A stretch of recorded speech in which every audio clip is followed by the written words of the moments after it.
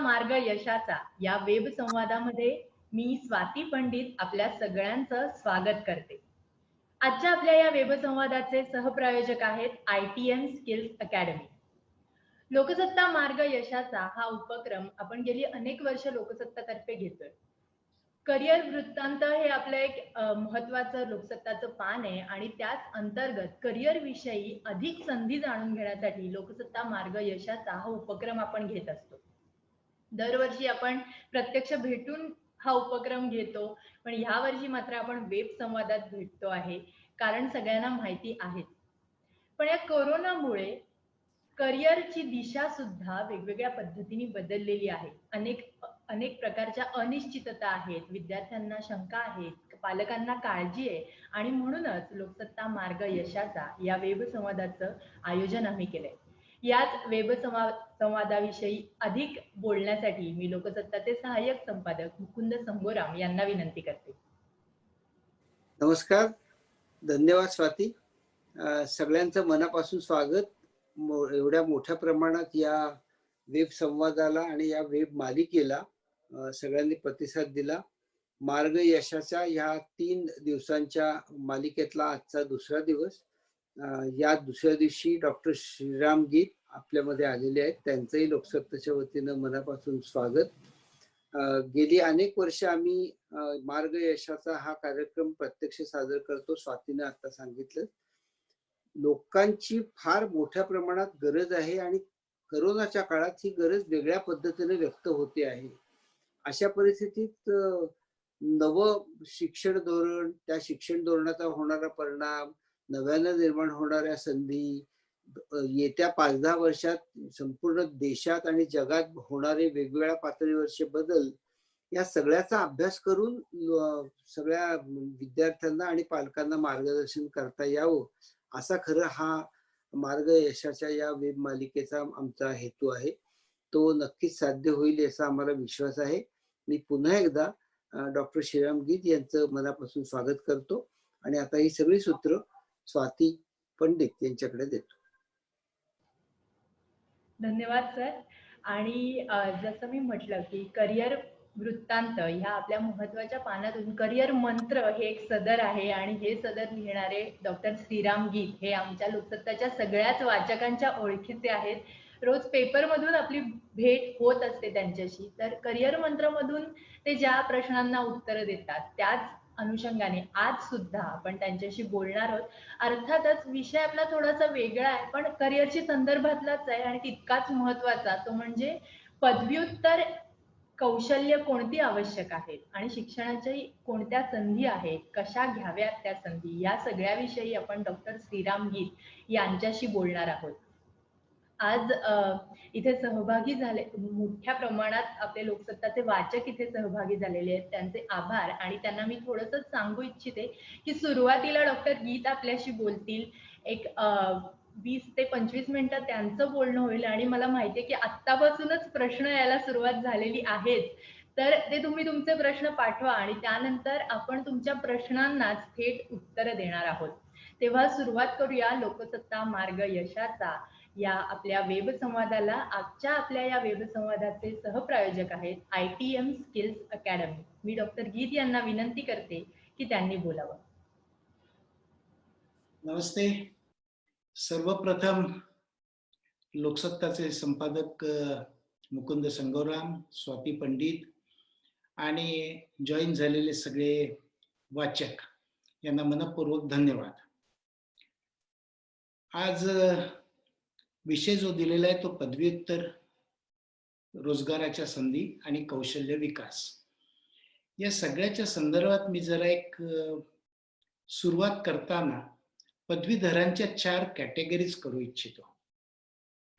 सामान्य पदवीधर ही पहिली कॅटेगरी, ज्याला आपण BA, BCom, BSc किंवा BA व्होकेशनल अशा स्वरूपात म्हणता येईल. या कॅटेगरीतले सगळेच्या सगळे पदवीधर हे या पहिल्या कॅटेगरीत राहतात. यांची संख्या जवळपास आजगत केलं 70% महाराष्ट्रात असते. दुसरी जी कॅटेगरी ती व्यावसायिक पदवीधरांची. ही संख्या पूर्वी जेमतेम 5 ते 10% असायची, पण ती आता जवळजवळ 20% पोहोचलेली आहे. व्यावसायिक पदवीधर याचा अर्थ इंजिनियर्स आहेत, डॉक्टर्स आहेत, लॉचे पदवीधर आहेत. त्याच वेळेला जर्नलिझम सारख्या एखाद्या कोर्सला जाऊ इच्छिणारेही पदवीधर आहेत. हे सगळे व्यावसायिक पदवीधर या दुसऱ्या कॅटेगरीत जातात. तिसरी कॅटेगरी सुमारे गेली 20 वर्ष अशी सुरू झालेली आहे की BBA पद्धतीचे कोर्सेस वगैरे सुरू झालेले, ज्याला एक मॅनेजमेंटच्या पद्धतीचे कोर्सेस. मग त्या मॅनेजमेंटच्या मध्ये आज BBAचा कोर्स आहे, बॅचलर्स इन कॉम्प्युटर ऍप्लिकेशनचा कोर्स आहे, इंटरनॅशनल बिझनेसचा कोर्स आहे, फॉरेन ट्रेडचा कोर्स आहे, इव्हेंट मॅनेजमेंटचा आहे, ट्रॅव्हल टुरिझमचा आहे. एक सगळी एक मॅनेजमेंटची कॅटेगरी असं एक तिसरा म्हणता येईल. आणि चौथी जी आहे ती साधारणपणे परफॉर्मिंग रिलेटेड किंवा काहीतरी कला हातात आहे त्या याच्यातनं पुढे जाण्याच्या संदर्भात पदवी घेतलेली आहे अशी कॅटेगरी. मग त्या याच्यात BA ललित कला केलेली असू शकतील, मास कम्युनिकेशन केलेली असू शकतील, किंवा काही ना काहीतरी चित्रकला किंवा चित्रकलेतलं ॲनिमेशन सारखं एखादं, ग्राफिक डिझायनिंग सारखं, इंटिरियर डिझायनिंग सारखं, आर्किटेक्चर सारखं अशा स्वरूपाचे काही कोर्सेस केलेले किंवा नवीन येणाऱ्या VFX सारखे असेही पदवीधर असू शकतील. हे झालं पदवीधरांच्या 4 कॅटेगरीज. आतापर्यंतची पद्धत काय होती त्या पद्धतीकडे आपण आता थोडंसं जाऊया. पदवी शिक्षणात या 4ही कॅटेगरीज मध्ये दुर्दैवाने गेल्या जवळजवळ 30 ते 35 वर्षामध्ये पुस्तकी माहिती, पुस्तकी अभ्यास याच्यावरच भर असायचा. म्हणजे मला नेमलेलं पुस्तक मी वाचतोय, त्याचा अभ्यास करतोय, त्याच्या परीक्षेच्या संदर्भात मी प्रश्नांना उत्तरं देतोय, त्याच्यावरच आधारित प्रॅक्टिकल घेतलं जातंय. आणि हे सगळं झाल्यानंतर मी आता पदवीधर झालोय आणि मला डिस्टिंक्शन मिळालंय असा पदवीधर बाहेर पडत होता. उदाहरणच द्यायचं झालं तर पेपरमध्ये आपण नेहमी वाचत असू की एम्प्लॉयबल ग्रॅज्युएट आम्हाला मिळत नाही. तो एम्प्लॉयबल ग्रॅज्युएट म्हणजे काय, तर ज्याचा थेट एम्प्लॉयमेंट दिल्यानंतर वापर करून घेता येईल, त्याला सोपवलेलं काम करायला तो तयार असेल, अशी व्यक्ती मिळत नाही, हा त्याचा अर्थ. तर आता याच्यानंतर याच पद्धतीत बाहेर पडलेल्या पदवीधरांनी काय करायला पाहिजे, तर पुस्तकी अभ्यासाच्या ऐवजी विश्लेषण, ज्ञान, विश्लेषणानंतर स्वतःच्या शब्दात आपण ज्या गोष्टी मांडायला शिकतो ते ज्ञान आणि पदवी घेत असताना घेतलेल्या इंटर्नशिपचा अनुभव किंवा बाकीच्या सगळ्या गोष्टी याच्यातनं पुढे जायला शिकायला सुरुवात करायला पाहिजे. हा जो काही सगळा पिरियड असतो हा पिरियड कदाचित 2-3 महिन्याचा असू शकतो, कदाचित 2-3 वर्षाचा सुद्धा असू शकतो. पण याला जर सुरुवात केली नाही तर अनएम्प्लॉयबल ग्रॅज्युएट या कॅटेगरीत आपण जाऊन पडण्याची शक्यता भरपूर आहे. आणि त्या दिशेने सुरुवात करण्याकरता एखाद्या गोष्टीचं आपण अनालिसिस करू शकतो का, याला सुरुवात करायला पाहिजे. मग ही गोष्ट मगाशी सांगितलेल्या 4ही कॅटेगरीतल्या प्रत्येकाला तितकीच लागू पडते. उदाहरणार्थ ह्युमॅनिटीज मधनं आपण BA झालेलो आहोत, BA करायचं ठरवलेलं होतं, हरकत नाही, पण BA करत असताना आपला विषय काय होता, इकॉनॉमिक्स सारखा विषय होता. मग विश्लेषण म्हणजे काय, तर आज घटकेला गेले 2 दिवस मोठ्या स्वरूपात बातम्या येतात की कांदा निर्यात बंदी केलेली आहे. त्याच वेळेला कृषी मालाच्या संदर्भातल्या किमती, बाकीच्या गोष्टी याच्यावरचं विधेयक आलेलं आहे. या सगळ्याच्या बद्दल आपण मुळात विश्लेषण करू शकतोय का, त्याच्याबद्दलचा काही माहिती गोळा करून त्याच्या अनुभवातनं काही मांडणी करू शकतोय का. आणि अशी मांडणी जो ग्रॅज्युएट 100 शब्दात सुरुवात म्हणून, 200 शब्दात विस्तार म्हणून आणि आयडियली एका पानभरात जो करायला शिकेल, त्याच्यासाठी नोकरीचा शोध हा लवकरात लवकर संपणार आहे. किंवा व्यवसायाकडे जायचं असेल तरी त्याचं पहिलं दमदार पाऊल पडणार आहे असं समजायला हरकत नाही. थोडक्यात प्रत्येकाला त्याच्या विषयाशी संबंधित काही ना काहीतरी कौशल्य शिकायची आहे, हे लक्षात घ्यायला पाहिजे. मी पुण्याचं एक छोटंसं उदाहरण देतो. पुण्यामध्ये पुणे विद्यापीठाच्या समोर असलेला एक भला मोठा वाय शेप ब्रिज जेमतेम 12 वर्षात पाडला गेला आणि त्या जागी आता नवीन ब्रिज उभा राहणार आहे. पण पुण्यामध्ये असलेल्या सुमारे 55 इंजिनिअरिंग कॉलेजमधल्या विद्यार्थ्यांना त्या ब्रिजच्या पाडण्यामध्ये काय काय स्वरूपाची टेक्निक्स वापरली गेली आणि तिथे कोणत्या स्वरूपाचा ब्रिज उभा राहणार आहे याच्याबद्दल जर उत्सुकता नसेल, त्याचं विश्लेषण ते करत नसतील, तर ते अनएम्प्लॉयड सिव्हिल इंजिनियर म्हणून सुद्धा राहू शकतात.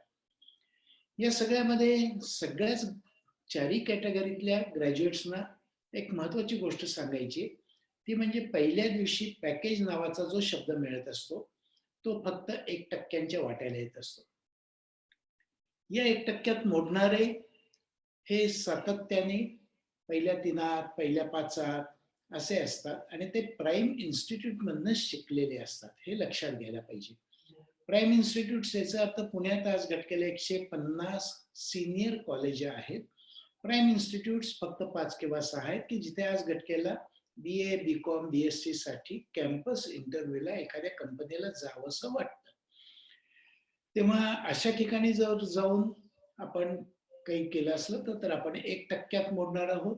अन्यथा त्या 1% नाही, आपल्याला थोडीशी इंटर्नशिप घ्यायला पाहिजे, थोडासा अनुभव घ्यायला पाहिजे, स्वतः विश्लेषण करायला शिकायला पाहिजे. आणि हे सगळं करत असताना 3 शब्द सगळ्यात महत्वाचे आहेत. इंटरडिसिप्लिनरी लर्निंग, आंतरशाखीय आपला अभ्यास पाहिजे. म्हणजे मी मेकॅनिकल इंजिनियर झालोय, अरे हो, पण तुझ्या लेथला, तुझ्या मशीनला आज घटकेला जे चिप बसवलेली आहे त्याच्यावरनं जे काही ऑटोमेशन होत आहे ते समजून घ्यायला पाहिजे. त्याच्यात एम्बेडेडचा प्रोग्राम कसा टाकलाय, तो कसा लिहिला गेलाय, त्याच्याबद्दलचं बेसिक नॉलेज तरी तुला पाहिजे ना. त्याच वेळेला समजा BSc केमिस्ट्री घेऊन झालो असलो तर BSc केमिस्ट्रीमध्ये आज घटकेला ऑर्गॅनिक केमिस्ट्री आणि बायोकेमिस्ट्री असे 2 आपण पेपर पास केलेले आहेत. पण करोनामुळे होणाऱ्या परिणामांमध्ये विविध टेस्ट ज्या काही सगळ्या केल्या जात आहेत, या टेस्टमध्ये सुद्धा आज घटकेला या ऑर्गॅनिक आणि बायोकेमिस्ट्रीचे उल्लेख सातत्याने येत आहेत. खरं सांगायचं झालं तर इंटरडिसिप्लिनरी आणि इंटरऍक्टिव्ह हे 2 शब्द हातात हात घालून जातात. इंटरऍक्टिव्ह राहिलं तर इंटरडिसिप्लिनरी पर्यंत आपण पोहोचतो.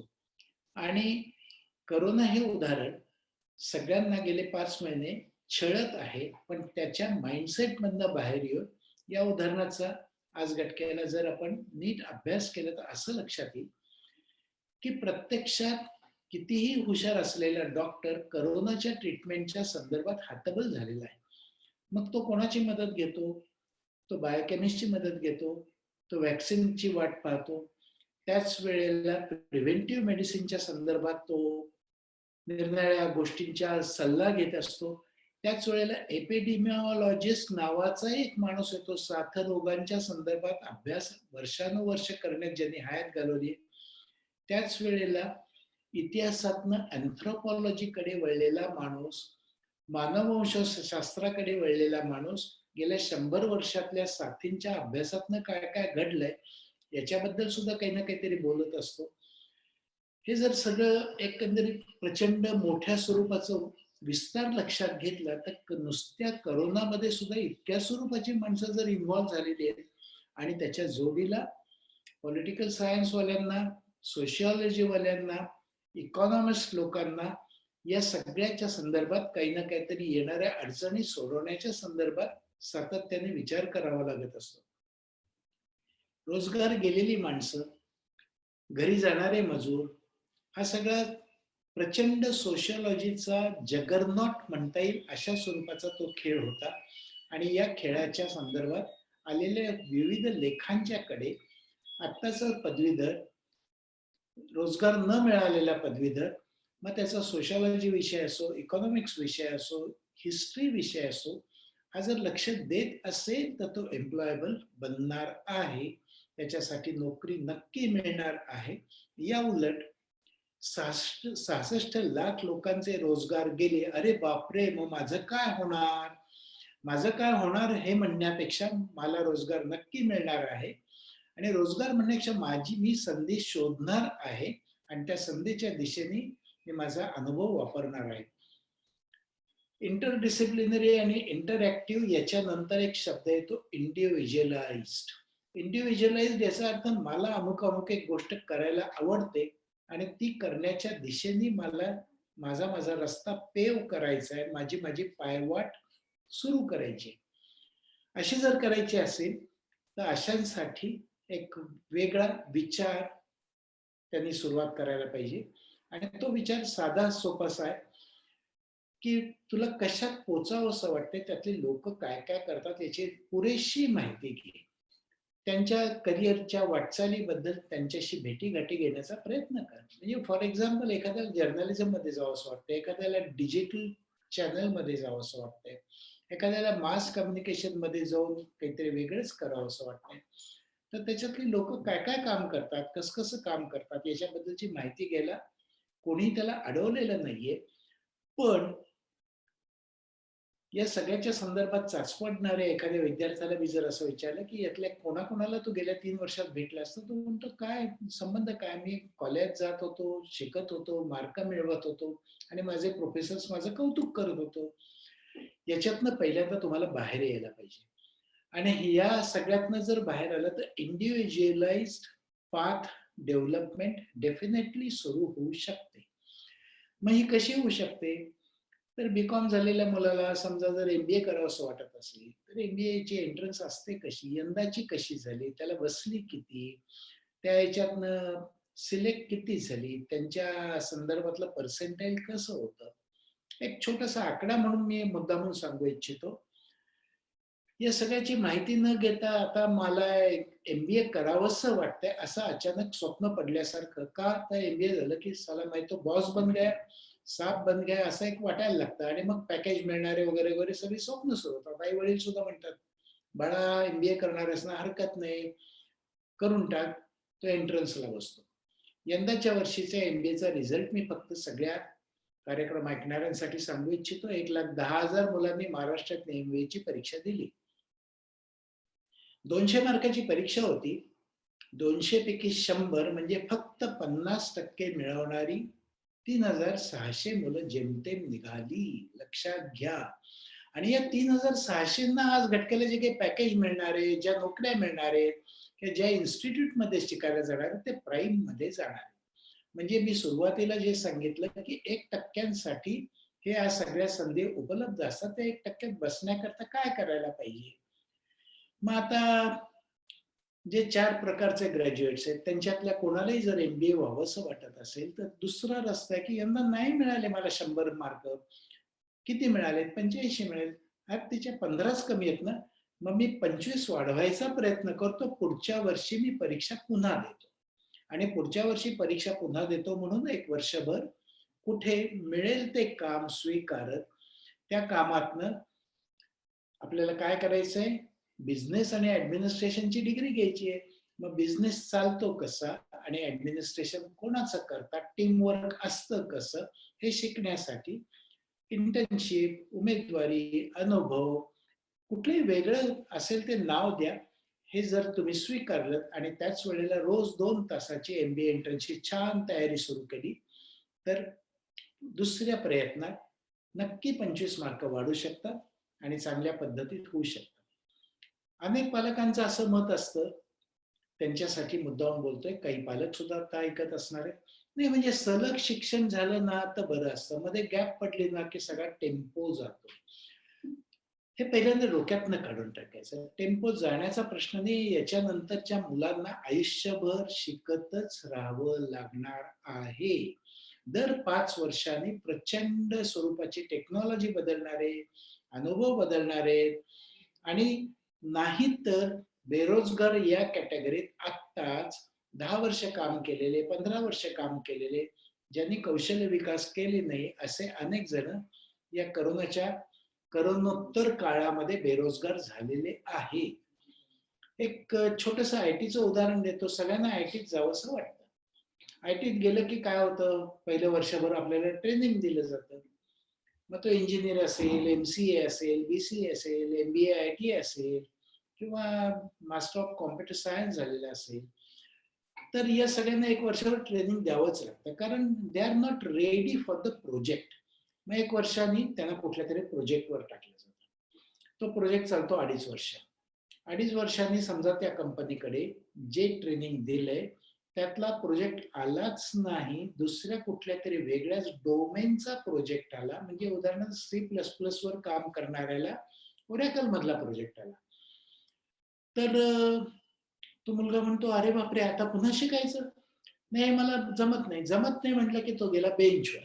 बेंचवर गेला, काही महिने बसला. त्या दरम्यान तो फक्त बेंचवर बसून पगार घेतो. पण जो मुलगा बेंचवर गेल्यावर काहीतरी वेगळा प्लॅटफॉर्म शिकायचा प्रयत्न करतो, तो सर्व्हाइव्ह होतो आणि तो प्रगती करायला लागतो. हे झालं आयटीचं उदाहरण. वेगळ्या स्वरूपात सांगायचं झालं तर इव्हेंट मॅनेजमेंट नावाची एक ह्यूज आणि व्हास्ट एरिया घातलेला आहे. मी थक्क झालो. संध्याकाळच्या वेळेला ते सध्याचं गाजणारं प्रकरण, मी काही नाव घेत नाही, त्या गाजणाऱ्या प्रकरणाच्या संदर्भात ऐकताना असं ऐकलं की दिशा सालियन नावाची मुलगी ज्या कंपनीत काम करत होती, त्या कंपनीचा विस्तार कामाचं मी ऐकायला लागलो आणि अक्षरशः थक्क झालो की विराट कोहलीचं ब्रँडिंग ती कंपनी करते, सिनेमांच्या संदर्भातलं वितरणी करते आणि पोलीस दलाकरता एखादा इव्हेंटही ती अरेंज करते आणि त्याच वेळेला खानपान सेवा असतील तर त्याही देते. म्हणजे काय करत नाही अशा स्वरूपाची ती जर कंपनी काम करत असेल, तर या याच्यात आज प्रत्येक ग्रॅज्युएटला छान काम आहे. मग इव्हेंट मॅनेजमेंट मध्ये जायचं असलं, ट्रॅव्हल टुरिझम मध्ये जायचं असलं, तर ग्रॅज्युएट कोणचा आणि तो काय काम करतो याच्याशी काही संबंध नाही. सगळ्यांचा लाडका रणबीर सिंग, सगळ्यांची लाडकी अनुष्का, या दोघांचा बँडबाजा भरात 5 वेळेला बघायचा. ती जी कामं जशा पद्धतीत आणि अंग मोडून घाम गाळून करतात, तशी करण्याची तयारी असेल, हे प्रचंड क्षेत्र तुमच्याकरता उपयोगी आहे. अशा स्वरूपाचं आज कौशल्य विकासाचं आणि सगळ्यांना नोकरी देण्याचं दुसरं क्षेत्र म्हणजे हेल्थ केअर. आपण ऐकतो पुण्यामध्ये जम्बो रुग्णालय उघडले. मग कुठलेही जम्बो रुग्णालय उघडणारा डॉक्टर नाहीये, ती एखादी कंपनी आहे आणि त्या कंपनीला जे इन्फ्रास्ट्रक्चर लागतंय त्या इन्फ्रास्ट्रक्चरमध्ये काम करणारी प्रचंड मोठी टीम आहे. डॉक्टरांची संख्या 200, सिस्टरांची संख्या 200, बाकीची जवळजवळ 1000 लोकांची टीम तिथे काम करते. आणि या 1000 लोकांच्या टीम मध्ये शिरायचं असेल तर हॉस्पिटल म्हटलं की नाक वाकडं करायचं, डेटॉलचा वास म्हटलं की चेहरा वाकडा करायचा, हे सोडून हेल्थकेअर मध्ये आज आपण नक्की जाऊ शकतो. प्रत्येक रस्त्याला आज घटकेला तुम्हाला निरनिराळ्या स्माईल चेंजची दिसतात, वासना आय केअर सारखी दिसतात, त्याच्यानंतर निरनिराळे ब्युटी पार्लर्स दिसतात. ही सगळी हेल्थकेअरची ऑफशूट्स आहेत. या सगळ्यामध्ये सर्व प्रकारच्या ग्रॅज्युएट्सना आज घटकेला डेफिनेटली एंट्री आहे, हे लक्षात घ्यायला पाहिजे.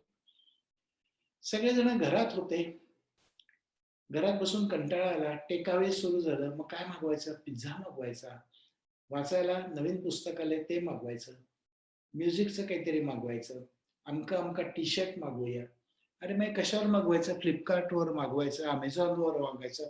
अरे पण हे सगळं चालतं कसं? नवीन मोबाईल घ्यायचा आहे, मी अमेझॉनवरच घेतो ना, स्वस्त पडतो. पण मग याच्या मागे प्रचंड लॉजिस्टिक्स आहे आणि ह्या लॉजिस्टिक्स, रिटेल मार्केटिंग आणि त्याच वेळेला निरनिराळ्या स्वरूपाच्या त्याला आयटी बॅकअप, त्या आयटी बॅकअप मध्ये आयटीतली लोक नसतात, पण आयटी एनेबल्ड सर्व्हिसेस, ITES मधली लोक असतात. उदाहरणार्थ मी दिवसभरात 1000 ऑर्डर्स कशा हँडल केल्या याच्यासाठी आज घटकेला आयटी इंजिनियर बनण्याची गरज नाहीये, पण आलेली प्रत्येक ऑर्डर नीटपणे मी छान काम करून सप्लाय पर्यंत कशी पोहोचवली आणि स्टोर्स मधल्या त्याच्या एंट्रीज कशा केल्या, हे कोणताही ग्रॅज्युएट सहजगत्या शिकू शकतो. कारण त्याला चांगल्या इंग्लिश मीडियमच्या शाळेत असेल तर पहिलीपासून कॉम्प्युटर शिकवलेला असतो. पण पदवी घेत असताना तो गुगल आंटीशी गप्पा मारणं, नको ते सर्च करणं, नाही ते डाउनलोड करणं आणि रात्री अपरात्री जाऊन कुठेतरी कुठल्या तरी छानशा दिसणाऱ्या इन्स्टिट्यूट मध्ये प्रवेश कसा मिळेल याची स्वप्न बघणं याच्यात अडकलेला असतो. यातनं जरा बाहेर या. कॉम्प्युटरचा छानसा वापर करायला शिका. कम्युनिकेशन स्किल्स शिकायलाच पाहिजे. मॅनरिझम्स शिकायलाच पाहिजे. मॅनरिझमच्या संदर्भात एक छानसं उदाहरण सांगतो. एका मोठ्या इंडस्ट्रीमध्ये एकदा सिनियर HR मॅनेजर मला भेटले होते. ते म्हटले, अहो निवडून निवडून पोरं घेतो, त्यांना पाहिजे तेवढा मागतील तेवढा पगार देतो, पण त्यांच्या कॉलेजमध्ये कॅन्टीन बसल्यासारख्याचं डोक्यातलं जातच नाही, आणि ते ज्या दिवशी जातं त्या दिवशी त्यांची काही ना काहीतरी छानशी सुरुवात होऊ शकते. थोडक्यात आपण 4 प्रकारच्या ग्रॅज्युएट्स बद्दल बोललो. पदव्युत्तर शिक्षण घेणाऱ्या विद्यार्थ्यांचा एक मोठा गट आहे, तो म्हणजे विविध प्रकारच्या स्पर्धा परीक्षांना जाणाऱ्यांचा. या सगळ्या गटासाठी मी आता थोडक्यात उत्तर देतो आणि तुमच्याकडच्या येणाऱ्या प्रश्नातनं नेमकेपणाने आणखी सुद्धा उत्तर देता येतील. पदवीधर झाल्यावर अचानक ज्यांना साक्षात्कार होतो की आता ना मी बँकिंगची परीक्षा देणार आहे, आता ना मी UPSC लाच बसणार आहे, आता ना मला MPSCच करायचं, आता मला PSI व्हायचं स्वप्न पडायला लागलंय, किंवा MBA ची एंट्रन्स द्यायची, किंवा काहींना इंजिनियर्सना असं वाटायला लागतं की आता मी GRE ची परीक्षा देतो आणि मास्टर्स करायला अमेरिकेत जातो आणि तिथे माझ्याकरता नोकरी आणि बाकीच्या सगळ्या गोष्टी वाटच पाहत आहेत. या सगळ्यांसाठीचा एक कॉमन डिनॉमिनेटर असं म्हणता येईल. तो कॉमन डिनॉमिनेटर असा आहे की 10वीचं गणित उत्तम यायला पाहिजे. 10वीचं गणित विसरून गेलेले, सोडून दिलेले जवळजवळ 80% पदवीधर असतात, आणि इंजिनियर्स असले तरी सुद्धा तोंडी गणित सोडवणं, अरिथमॅटिक सोडवणं हे त्यांचं जमत नसतं. त्याच्यामुळे 10वीचं गणित यायलाच पाहिजे. पदवीच्या लेवलचं ग्रामर यायला पाहिजे, आर्टिक्युलेशन यायला पाहिजे, आणि आर्टिक्युलेशन आणि ग्रामर हे यावंच लागतं. SMS ची भाषा तिथे कंपनीत चालत नाही. एखाद्या प्रोजेक्ट रिपोर्ट लिहायचा असेल, एखादा ईमेल पाठवायचा असेल, तिथे जी भाषा लागते ती ग्रॅमॅटिक लागते, कम्युनिकेटिव्ह इंग्लिशची लागते. तेव्हा या 3 गोष्टी तर आपल्याला नक्कीच पाहिजेत, आणि त्याच्या जोडीला GK पाहिजे. आणि GK पाहिजे असेल, उदाहरणार्थ आज मी पुण्यातनं बोलतोय, पुण्यामध्ये दुपारी 1 ते 3 पाऊस पडला, भीतीदायक पाऊस पडला. GKचा अर्थ काय, तर काल ना खूप पाऊस पडला आणि रस्त्यात खूप पाणी साचलं, याला अर्थ नाहीये. काल इतके इतके मिलीमीटर इतक्या इतक्या वेळात असा असा पाऊस पडला, त्याच्यामुळे पुण्यात हवा झाला होता, असं वाक्य बोलणारा युटिलायझेबल माणूस, विश्लेषण करणारा माणूस आज घटकेला नेमकेपणाने कोणत्याही स्पर्धा परीक्षांच्या संदर्भात जाऊ शकतो. तेव्हा स्पर्धा परीक्षात लागतं काय, तर GK लागतं, 10वीचं गणित लागतं, ग्रामॅटिकल इंग्लिश लागतं, आणि व्हर्बल कपॅसिटी ज्याची असेल त्याच्या जोडीला थोडंसं लॉजिक लागतं. या 4वर बेस जवळजवळ आज घटकेला सर्व प्रकारच्या परीक्षा आहेत. MPSC असेल, UPSC असेल, त्याच्यात CSAT ची परीक्षा द्यावी लागते, आणि MBAच्या एंट्रन्स करता किंवा बँकांच्या परीक्षांकरता किंवा बँक ऑफिसर्स कॅडरसाठीच्या परीक्षांकरता त्याची काठिण्य पातळी फक्त बदलत जाते. पण या सगळ्यासाठीचं लागतं ते गणित प्रत्येकाने ब्रशअप करायला सुरुवात करायला पाहिजे, याच्यावर नक्की भर द्या. तेव्हा याच्यानंतर थोडंसं आपल्याला येणाऱ्या प्रश्नांच्याकडे वळायचं असेल तर स्वाती मॅडमकडे जर काही प्रश्न आले असतील किंवा त्यांनी काही प्रश्न काढले असतील तर त्याच्याकडे आपण जाऊया. नमस्कार सर, प्रश्न आलेले आहेत, खूप प्रश्न आलेले आहेत, त्यामुळे आता आपण भाव देण्याकरता जरा मी एक मांडणी केली आहे. आता आपण तुम्ही विचाराल त्याला उत्तर देऊ, आणि शेवटचे 1-2 मिनिटं मला कन्क्लुडिंग करता वेगळ्या पद्धतीत बोलायचं. नक्की नक्की नक्की. दिशा तिवारी हिने विचारलंय की ती BA सायकोलॉजीला आहे सध्या, आणि तिला इंटर्नशिप प्रोग्राम बद्दल माहिती हवी आहे की तिची अंतिम वर्षाची परीक्षा दिल्यानंतर तिला काही इंटर्नशिप करता येईल का, जो तिच्या क्षेत्रासाठी उपयोगी राहील. संपूर्ण महाराष्ट्रात 1 लाख NGOज आहेत. देशाचं गाव मला माहित नाही, पण तिच्या गावात काम करणाऱ्या नक्की NGOज आहेत. आणि या कोणत्याही एनजीओ मध्ये दिशा जर गेली तर साधीशी गोष्ट आहे, त्यांच्याकडे विविध स्वरूपाचे प्रोजेक्ट चाललेले असतात. या सगळ्या प्रोजेक्ट्समध्ये तो प्रोजेक्ट निरनिराळ्या व्यक्तींशी इंटरॅक्शनचाच असतो. थोडक्यात निरनिराळे फॉर्म्स भरून घ्यायचे, निरनिराळ्या प्रश्नावली भरून घ्यायच्या, याच्यातनं लिस्निंग स्किल्स तिची वाढते. त्या लिस्निंग स्किल्स बरोबर सायकोलॉजीमध्ये विविध पद्धतीच्या माणसांचा स्वभाव, त्यांची उत्तरं देण्याची पद्धत, त्यांच्या अपेक्षा, या सगळ्या गोष्टी कळायला लागते. मी सायकोलॉजीतलंच इंटर्नशिप मिळवेन अशी मिळतेच याची गॅरंटी नाही, कारण सायकोलॉजी करून बाहेर पडणाऱ्यांची संख्या खूप मोठी आहे. त्याच्यामुळे या स्वरूपात जर तिने सुरुवात केली तर सोशल वर्कमध्ये असलेल्या कोणत्याही एनजीओ मध्ये तिने काम करताना लोकांबरोबरची इंटरॅक्शन, त्याच्या संदर्भातला घेतलेला डाटा अनालिसिस आणि त्याच्यातनं इंटरप्रिट करून तिने काढलेले निष्कर्ष, हे करता करता तिने एंट्रन्सची तयारी करावी. मग काउन्सिलिंगकडे जायचंय का, क्लिनिकल सायकोलॉजीकडे जायचंय का, TISS चे 16 कोर्सेस आहेत सायकोलॉजी रिलेटेड, त्याच्यात कुठे जायचंय का, हे MBA HR कडे जायचंय का, हे सगळे पर्यायांचा तिने 1 वर्षानंतर आता सांगितलं तसं एंट्रन्सची तयारी वर्षभर करताना जरूर करावं. डायरेक्ट MA ला ऍडमिशन घेतली तर MA संपताना पुन्हा दिशा असेल तिथेच असेल. या उलट इंटर्नशिप करून 1 वर्ष तयारी करून ती ज्या वेळेला तयारी करेल त्यावेळेला MA करण्याच्या पेक्षा तिला जास्त फायदा होऊ शकेल. आणि MA जर करायचं असेल तर ती अकॅडमिक्स कडे जाते.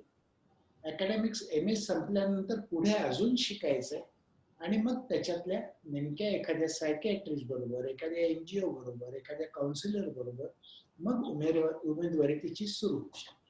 BA झाल्यानंतर नसते. ओके. संदीप परांडे यांनी प्रश्न विचारलेला आहे की 2018 मध्ये 12वी सायन्स पास झालेले आहेत ते आणि सॅनिटरी इन्स्पेक्टरचा कोर्स केलाय. आता त्यांना BA करायचंय, पण मग नोकरीच्या दृष्टीने काय करता येईल? नोकरीच्या दृष्टीने म्हणण्यापेक्षा BA व्हायला अजून 3 वर्ष आहेत. या 3 वर्षात सॅनिटरी इन्स्पेक्टरचं काम संपूर्णपणे छान त्यांनी समजून घ्यावं आणि ते समजून घेतल्यावर BA झाल्यावर त्याने हेल्थ केअर मधलं जर एखादा कोर्स केला तर खऱ्या अर्थाने प्रगती होईल.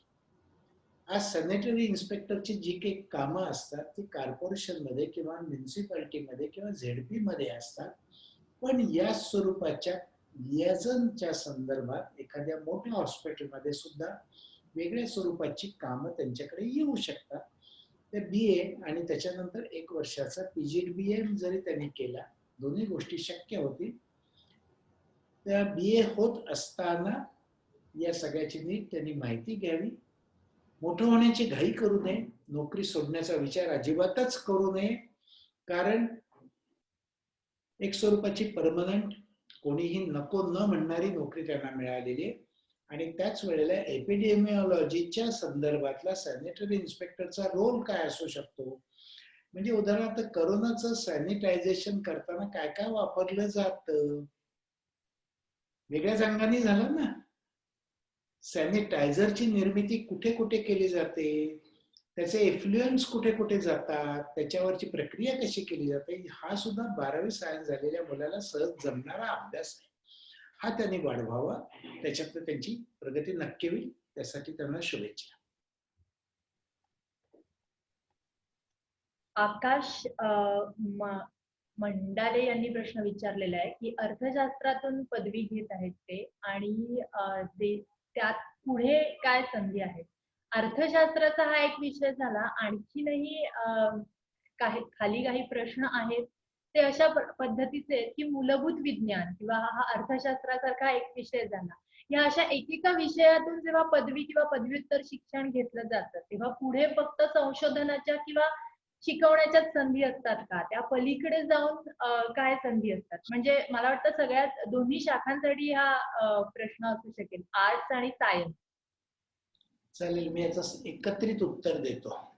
BA BCom BSc साठी एकत्रित उत्तर असं आहे की BA नंतर MA करण्यात वेळ घालवायचा म्हणण्यापेक्षा MA हा ऍड ऑन आहे असं समजा.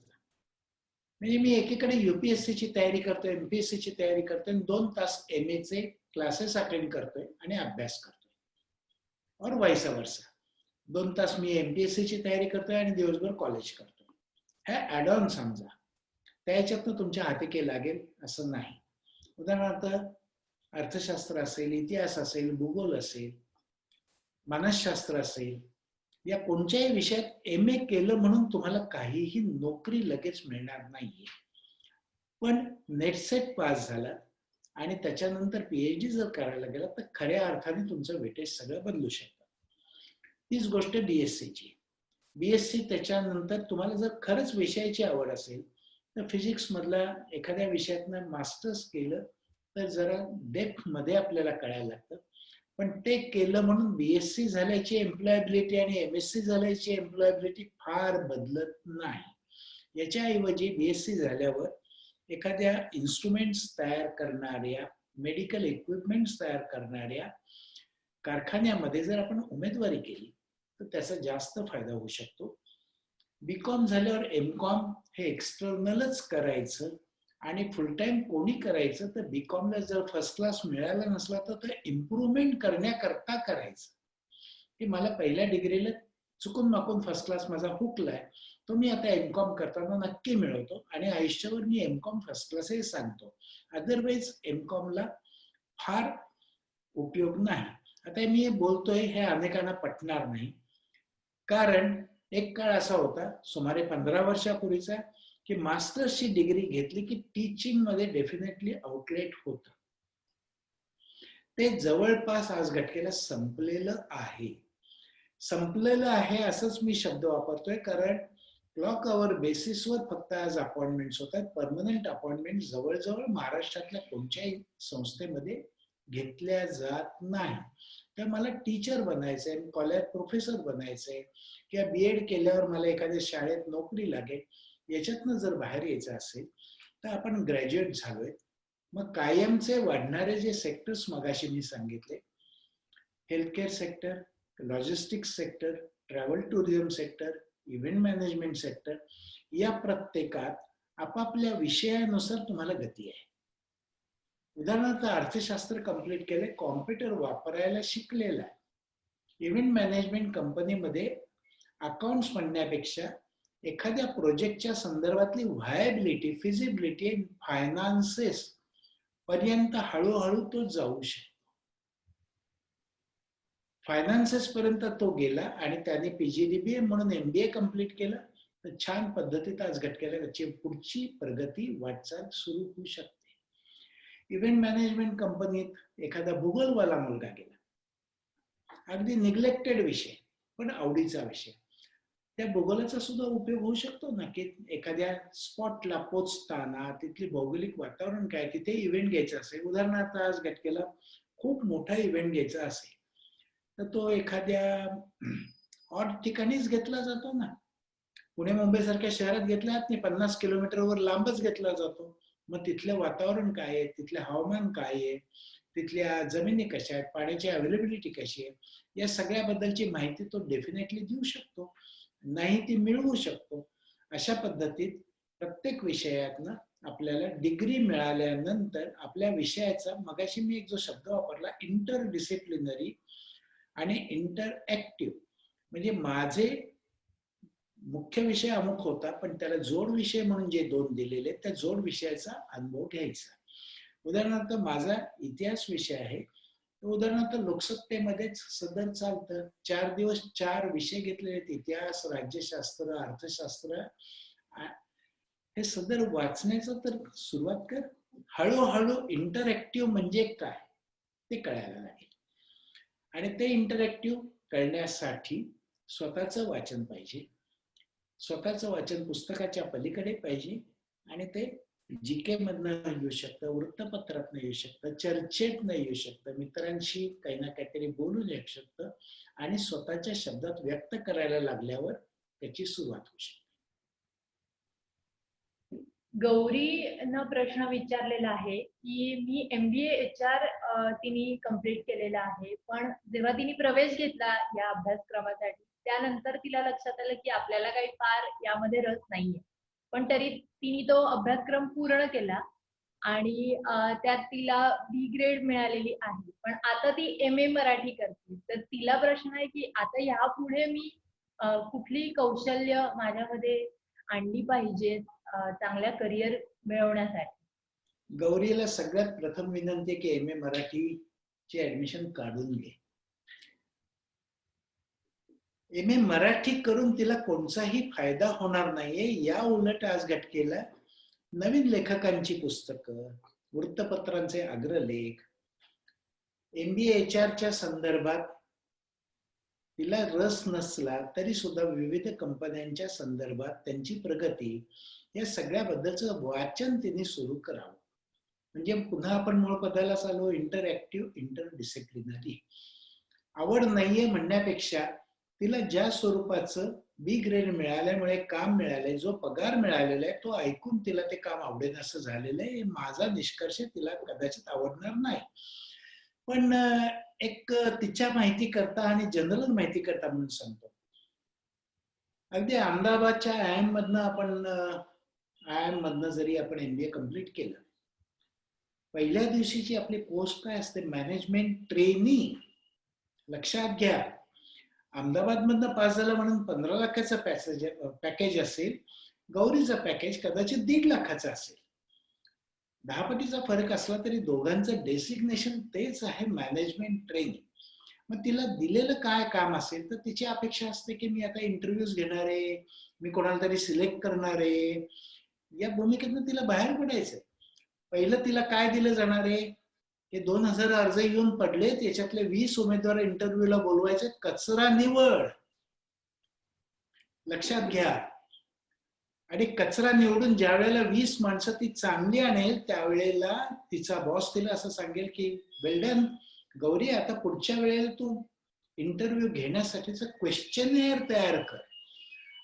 क्वेश्चनेअर तयार केल्यानंतर त्या क्वेश्चनेअर मध्ये तो करेक्शन्स करेल, त्याच्यावरनं भांडणं देईल, तो रागवेल. आणि मग त्या क्वेश्चनेअर नंतरचा टप्पा असेल की गौरी तू फॅसिलिटेटर म्हणून शेजारी बस. आणि शेजारी ज्या वेळेला गौरी बसायला लागेल तोपर्यंत 4 वर्ष गेलेली असतील, पण तिचा पगार 1.5 लाखाचा 4 लाख झालेला असेल. हा जर पेशन्स तिने ठेवला तर जे शिकलीये त्याच्यातनं तिला रस्ता सापडेल. MA मराठी करून कोणताही रस्ता तिला सापडेल अशी शक्यता वाटत नाही. या उलट मराठीमध्ये जर तिला जेन्युइन इंटरेस्ट असेल तर तो जेन्युइन इंटरेस्ट तिने सांगितलं तसं विविध मासिक, साप्ताहिक, जर्नल्स, लेख वाचून स्वतः काय लिहायला सुरुवात करावी. कदाचित MBA HR चा उपयोग लोकसत्ता, महाराष्ट्र टाइम्स, लोकमत, सामना अशा पेपरमध्ये MBA HR प्लस तिची काहीतरी युटिलिटी पाहून कुठेतरी हिला आपण ऍब्सॉर्ब करूया. जमेल तसं काम तू कर, जमेल तसं आम्ही उपयोग करून घेतो आणि तुझी प्रगती होईल, अशा पद्धतीत होऊ शकेल. चारुलता पवार यांनी प्रश्न विचारलेला आहे की कोरियन भाषा शिकल्याने काय स्कोप आहे. म्हणजे त्या म्हणतात की कोरियामध्ये इंग्लिशचे शिक्षक हवे असतात, तर त्यासाठी BA इंग्लिशच्या बरोबर कोरियन भाषा शिकल्यास काही उपयोग होईल का? पहिली गोष्ट, कोणतीही परदेशी भाषा शिकण्याकरता 6 लेवल्स शिकावे लागतात. 6 लेवल्सला एक टेक्निकल नावे A1, A2, B1, B2, C1, C2. त्यातली 6वी लेवल मॅन्डॅरिन मधली, जॅपनीज मधली, कोरियन मधली कंप्लीट करायला 7 वर्ष लागतात. आणि जर 7 वर्ष लागत असतील तर BAच्या जोडीला मी कोरियन शिकतो याला काही अर्थच राहत नाही ना. कोरियात जाऊन मी काम करेन हे जर स्वप्न पाहायचं असेल तर मूळचा मुद्दा इंग्लिशवर कमांड किती. कंप्लीट अस्खलित इंग्लिश मधनं 1 तास आपण बोलू शकतो का? दिलेला कोणताही कागद इंग्लिश मधनं मराठीत पहिला ट्रान्सलेट करू शकतो का? Because he is going to learn English into Korean.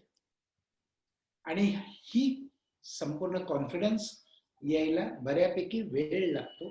तेवढं त्यासाठीचा जर कॉन्फिडन्स नसेल तर मी कोरियन शिकतोला अर्थच नाही. सामान्यपणे काय होतं, या 3 ज्या अत्यंत अवघड भाषा आहेत, कारण लिपीच्या दृष्टीने आपण त्याच्याशी फार जवळीक नाही, तर या 3 भाषांमध्ये 1000 मुलं शिकायला सुरुवात करतात. 6व्या लेव्हलला पोहोचणाऱ्यांची संख्या आतापर्यंत कधीच 10च्या पलीकडे जात नाही. आणि जो 6व्या लेव्हलला पोहोचतो तो कोरियात जाण्याचं स्वप्न जरूर पाहू शकतो.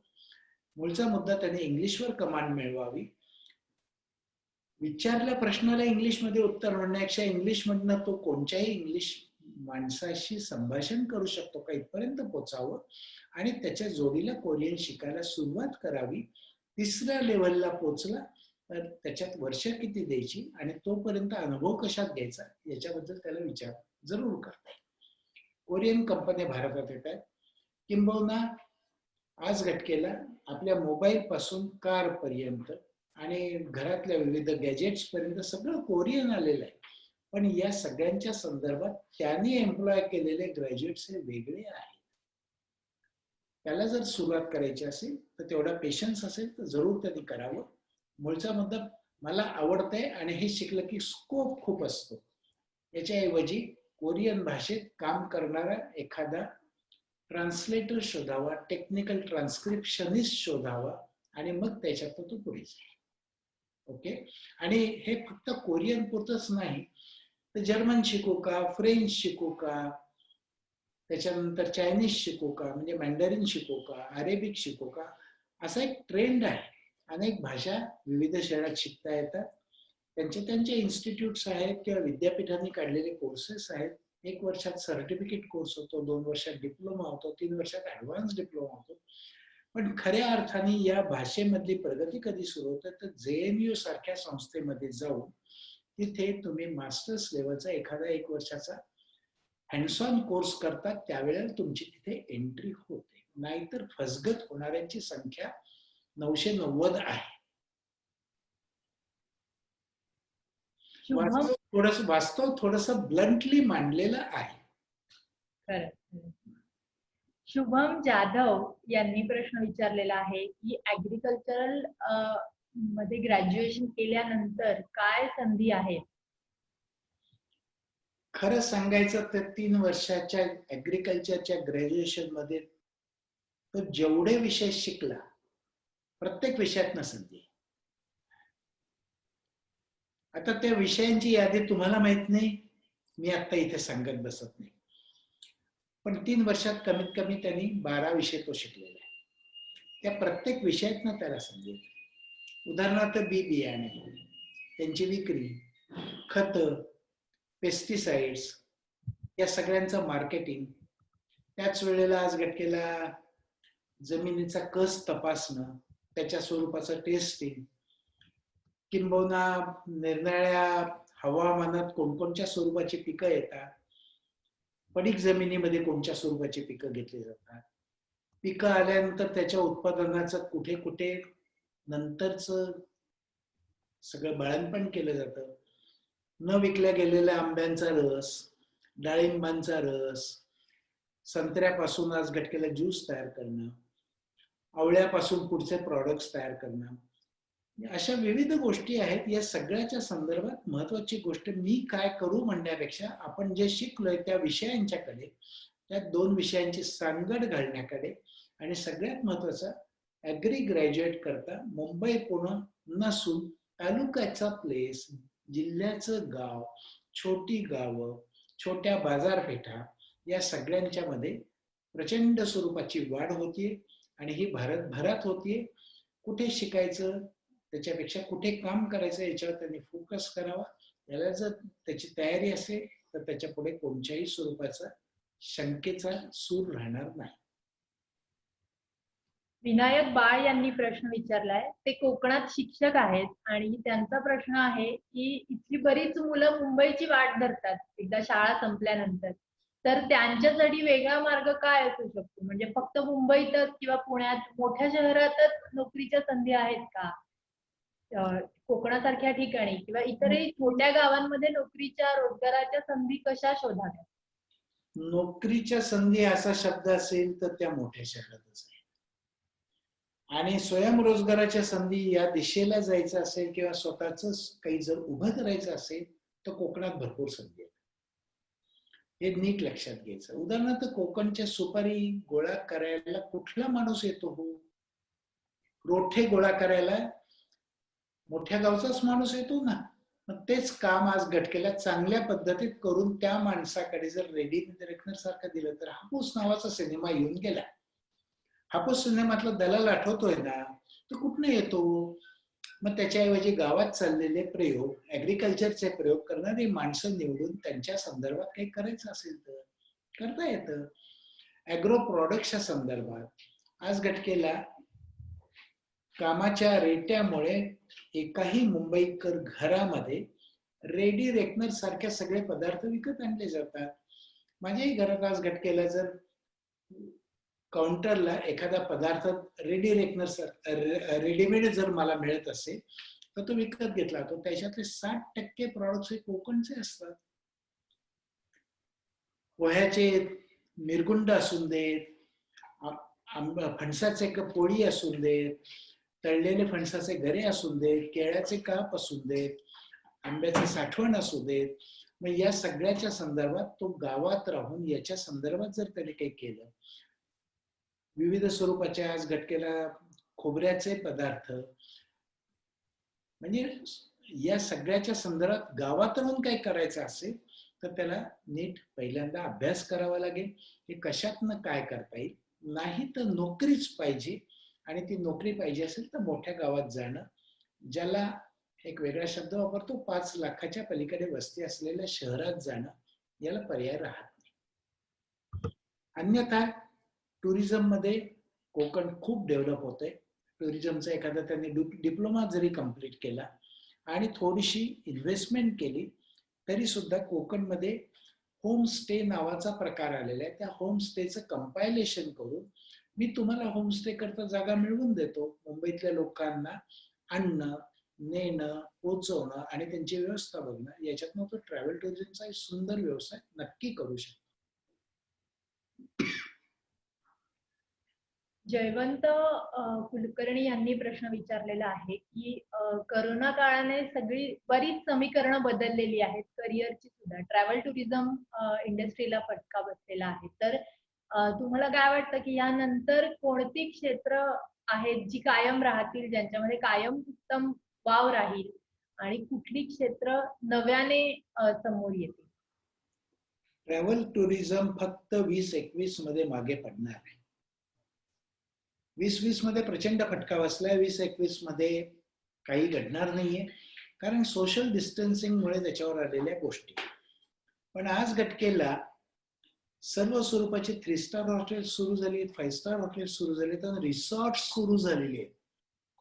गोव्यामध्ये परदेशी लोक यायला लागलेत, केरळमध्ये यायला लागलेले. आपण आपल्या डोळ्यासमोरचं मुंबई पुणे बघतोय. आज भंडारदऱ्याच्या रिसॉर्टमध्ये डेहराडूनला हॉटेल मॅनेजमेंटचा किंवा हॉस्पिटॅलिटीचा कोर्स केलेला एम्प्लॉई घेतला जातो. हे जर लक्षात घेतलं तर आत्ताचा सेटबॅक हा सोडून द्यायचा. लॉंग टर्म 5 फील्ड्स आहेत. सगळ्यात महत्वाचं हॉस्पिटॅलिटी. हॉस्पिटॅलिटी याचा अर्थ आज गटकेला आदरातिथ्य सेक्टर. हॉटेल मॅनेजमेंट मध्ये असलेलं केटरिंग सोडलं तर हॉस्पिटॅलिटी आणि हॉटेल मॅनेजमेंट मध्ये प्रचंड फरक नाही. या दोन्हीच्या संदर्भात तिथपर्यंत नेऊन पोहोचवणारं सेक्टर म्हणजे ट्रॅव्हल टुरिझम. हे सगळं करत असताना चुकून माकून आजारी पडला तर लागणारा सेक्टर म्हणजे हेल्थ केअर सेक्टर, आणि या सगळ्यासाठीचं इन्फ्रास्ट्रक्चर देणारा सेक्टर तो म्हणजे लॉजिस्टिक्स सेक्टर. वाहतूक व्यवस्था, स्टोअर्स आणि सप्लाय चेन मॅनेजमेंट मधनही या सगळ्या गोष्टी होऊ शकतात. आणि या सेक्टरमध्ये कोणत्याही स्वरूपाचा फर्स्ट क्लास असलेला ग्रॅज्युएट सहज सामावला जातो. अनुभव घेतलेला कोणताही ग्रॅज्युएट सामावला जातो, आणि ज्याला काही करण्याची इच्छा आहे, शिकण्याची इच्छा आहे, असा कोणालाही या सेक्टरमध्ये नक्की वाव आहे. गरज एकाच गोष्टीची, कॉम्प्युटर बद्दलचा कॉन्फिडन्स पाहिजे, जनरल नॉलेज पाहिजे, आणि सांगितलेलं काम हे माझ्या लायकीचं नाही, हे मी करत नाही, ही म्हणण्याची वृत्ती पहिल्यांदा सोडून द्यायला पाहिजे. कारण क्लायंट हा राजा आहे असं मानणारे हे सगळे सेक्टर्स आहेत. मी एक छोटस उदाहरण सांगतो. उत्कृष्ट शिक्षण घेतलेला 32 वर्षाचा सुपर स्पेशालिस्ट ज्या वेळेला स्वतःच हॉस्पिटल काढतो, मी शब्द काय वापरतोय, उत्कृष्ट शिक्षण घेतलेला सुपर स्पेशालिस्ट जो अत्यंत टॅलेंटेड स्वतःच हॉस्पिटल काढतो आणि त्याच्याकडे असलेला पेशंट काही तक्रार करतो की अमुक अमुक होत नाहीये आणि त्याला उचलून स्ट्रेचर वगैरे घ्यायचं असेल, त्यावेळेला त्याला उचलण्याला वॉर्डबॉयला मदत त्याला करावीच लागते. हे माझं काम नाही म्हणून त्याला चालत नाही. हे जर त्या लेवललाही चालत नाही तर माझं काम नाही हे पहिल्यांदा वाक्य विसरायचं. 3 वर्षांनी या MBA HR वाल्या मुलीला जसं मी सांगितलं की 3 वर्षांनी तुम्हाला साहेब बनण्याचं काम नक्की मिळू शकतं. तोपर्यंत पडेल ते काम शिकण्याची तयारी दाखवा, त्यातनं पुढे जाऊ. अथर्व पवार यांनी प्रश्न विचारलेला आहे की मुंबईमध्ये तो BMS करतो आहे आणि त्याला ई-वेस्ट मॅनेजमेंट विषयी बिझनेस सुरू करायचा आहे, तर त्यासाठी काही स्पेसिफिक क्वालिफिकेशन त्याला लागेल का? क्वालिफिकेशन म्हणण्यापेक्षा तो BMS करतोय याचा अर्थ बॅचलर्स इन मॅनेजमेंट सायन्स करत आहे, बरोबर? मग बॅचलर्स इन मॅनेजमेंट सायन्स मध्ये क्वालिफिकेशन आणखीन घेण्याची गरज नसून अनुभव घेण्याची गरज आहे. ते घेत असताना करत असेल तर त्याच्याकडे 15-15 दिवसाच्या 3 सुट्ट्या दरवर्षी मिळणार आहेत आणि या सुट्टीमध्ये एखाद्या इव्हेंट मॅनेजमेंट कंपनी बरोबर त्यांनी काम करावं. मग ते विविध स्वरूपाचे असू शकतात. एखादा मोठा इव्हेंट असू शकतो, एखादा छोटासा लग्नासारखा सुद्धा इव्हेंट असू शकतो, एखादी किटी पार्टी सुद्धा असू शकते आणि त्याच वेळेला एखाद्या लहान मुलाचा वाढदिवस सुद्धा असू शकतो. या सगळ्याच्या स्वरूपातले इव्हेंट्स होतात कसे, त्याचे फायनान्सेस येतात कितनं, लोकांच्या अपेक्षा काय आहेत आणि हे सगळं समजावून घेताच स्वाभाविकपणे त्याचं प्रशिक्षण पूर्ण होईल. एखाद्या कंपनीमध्ये त्याची इंटर्नशिप होईल आणि एखादं डिपार्टमेंट त्याच्याकडे सोपवलं जाऊन त्याची वाटचाल सुरू होऊ शकेल. कमलेश पावसकर यांनी विचारलेलं आहे की जेव्हा पदवी घेऊन नुकतेच बाहेर पडलेलो असतो त्यावेळी त्यानंतर करिअर निवडणं आणि त्या मार्गाने चालणं ही एक वेगळी गोष्ट आहे, पण अनेकांना आयुष्याच्या मध्यावर म्हणजे 40च्या दरम्यान सुद्धा वाटतं की आता आपण जे काही करिअर करतो आहे ते काही फारसं योग्य नाहीये आणि आपल्याला आवडत नाहीये, तर मग ते कसं समजून घ्यावं आणि त्यातून जेव्हा दुसरं करिअर निवडायचं असतं तर त्यावेळी काय विशेष गोष्टी करायला हव्यात, कोणती कौशल्य करायला हवी? याच्यानंतर दर 10 वर्षांनी प्रत्येकाला कंपल्सरी स्वतः करत असलेल्या कामातनं विश्रांती घेऊन दुसऱ्या कामात शिरावंच लागणार आहे.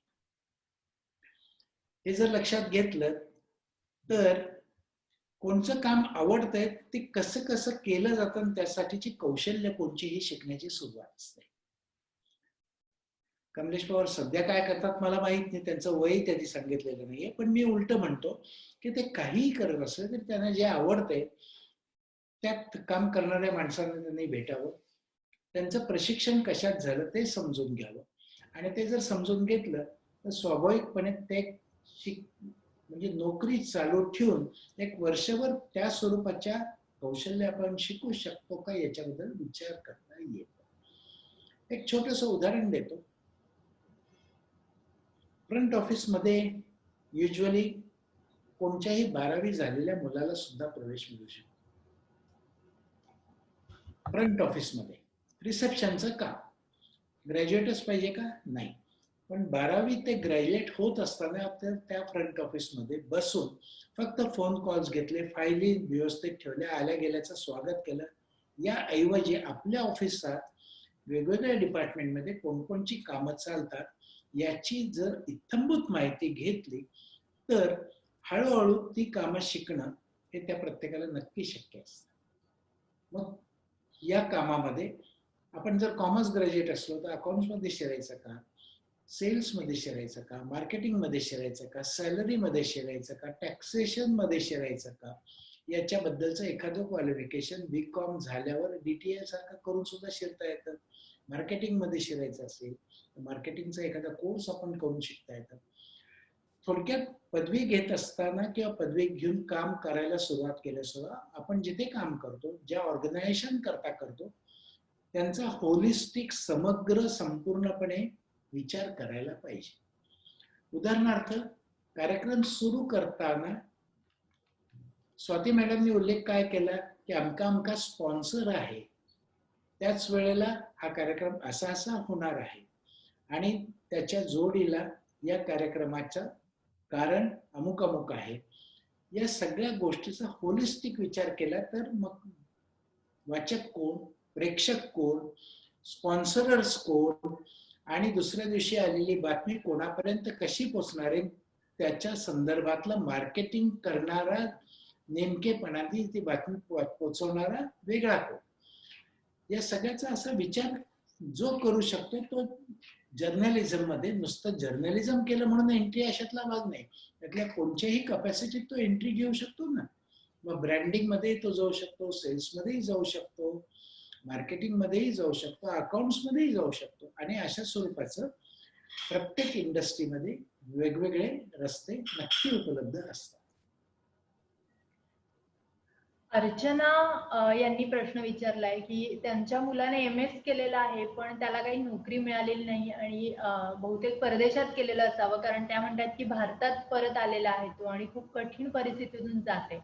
तर मग अशा विद्यार्थ्यांनी, असेही अनेक विद्यार्थी असू शकतील की जे कदाचित आत्ता परत आलेले असतील आणि अशांची संख्या येत्या वर्षभरात भरपूर वाढणार आहे, कारण ट्रम्प यांची पॉलिसी. सध्या आता परदेशी माणूस कोणालाच नको हे वाक्य लक्षात घ्यायचं. पण त्याच्या जोडीला परदेशात शिकून आलाय म्हणून मला मी केलेल्या खर्चाच्या रिटर्न सारखा पगार पाहिजे, हे जर त्यांनी डोक्यातनं काढलं तर त्यांना उत्तर सापडणार आहे. याच्याऐवजी 55 लाखाचा आमचा MS करतानाचा खर्च झाला तर 5 लाखाची नोकरी काय उपयोगाची, तेवढं तर आमचा पॉकेट मनी होता, मग नोकरी मिळण्याची शक्यता नाही. कारण MS झालेल्या माणसासाठी आज घटकेला जी स्किल्स तो तिकडे शिकलाय ती त्यातली खूपच कमी स्किल्स इथे वापरली जातात, हे लक्षात घ्यायचं. स्वाभाविकपणे इथे BE केलेला 3 वर्ष अनुभव घेतलेला मुलगा ज्या पगारावर मिळेल त्याच्यापेक्षा फार फार तर 10,000 रुपयाचा पगार त्या मुलाला जास्त दिला जाईल. त्याच्याकडे एक्सेप्शनल स्किल्स जर तिथे 1 वर्षाचा अनुभव घेतल्यानंतरची आलेली असली, MS कशात केले ते त्याचा उल्लेख नसल्यामुळे मी जनरलाइज बोलतोय. उदाहरणार्थ ENTC कंप्लीट केले आणि ऑटोमेशन मध्ये तिथे 2 वर्ष काम केले तर त्याला इथे चांगला पगार मिळू शकेल. पण ऑटोमेशन मध्ये फक्त MS केले आणि अनुभव नाही तर इथे आल्यावर पगार BE झालेल्या सारखाच मिळू शकेल.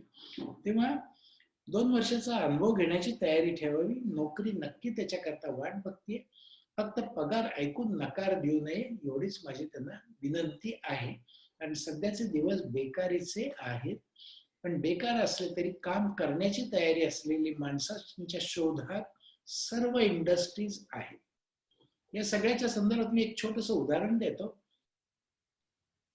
वयानुसार सगळ्यांचा पगार वाढत जातो, अनुभवानुसार पगार वाढत जातो. 12 वर्षांनी मालक किंवा CEO किंवा MD असा विचार करतो की हाच पगार घेणाऱ्याच्या ऐवजी तेच काम करणारी 3 माणसं त्याच पगारात मी जर नेमू शकत असेल तर याला डच्चू देऊ. आणि मग डच्चू दिल्यानंतर जी 3 नवीन घेतली जातात ती पुन्हा योग्य पद्धतीत वाढत जातात. हा त्याचा सध्याचा ट्रेंड 2022 पर्यंत राहणार आहे. तर बेकारीबद्दल चर्चा न करता मिळेल ते काम आणि ते शिकताना कौशल्य वाढवणं याच्यावर भर देऊन जर सुरुवात केली तर प्रत्येकाला काम मिळणार आहे. फक्त काम न मिळणाऱ्या संदर्भात एक अडचणीचं वय सांगून ठेवतो. 42 ते 50 या दरम्यानच्या लोकांना जर नोकरी सुटली असली तर काम मिळणं हे मात्र खूप कठीण जाणार आहे. त्याच्या संदर्भातली उत्तरं आता कोणाकडेच नाहीयेत. 42 ते 50. पण 21 ते 42च्या दरम्यान प्रत्येकाला काम उपलब्ध होणार आहे, याच्याबद्दल त्यांनी मनात शंका ठेवू नये.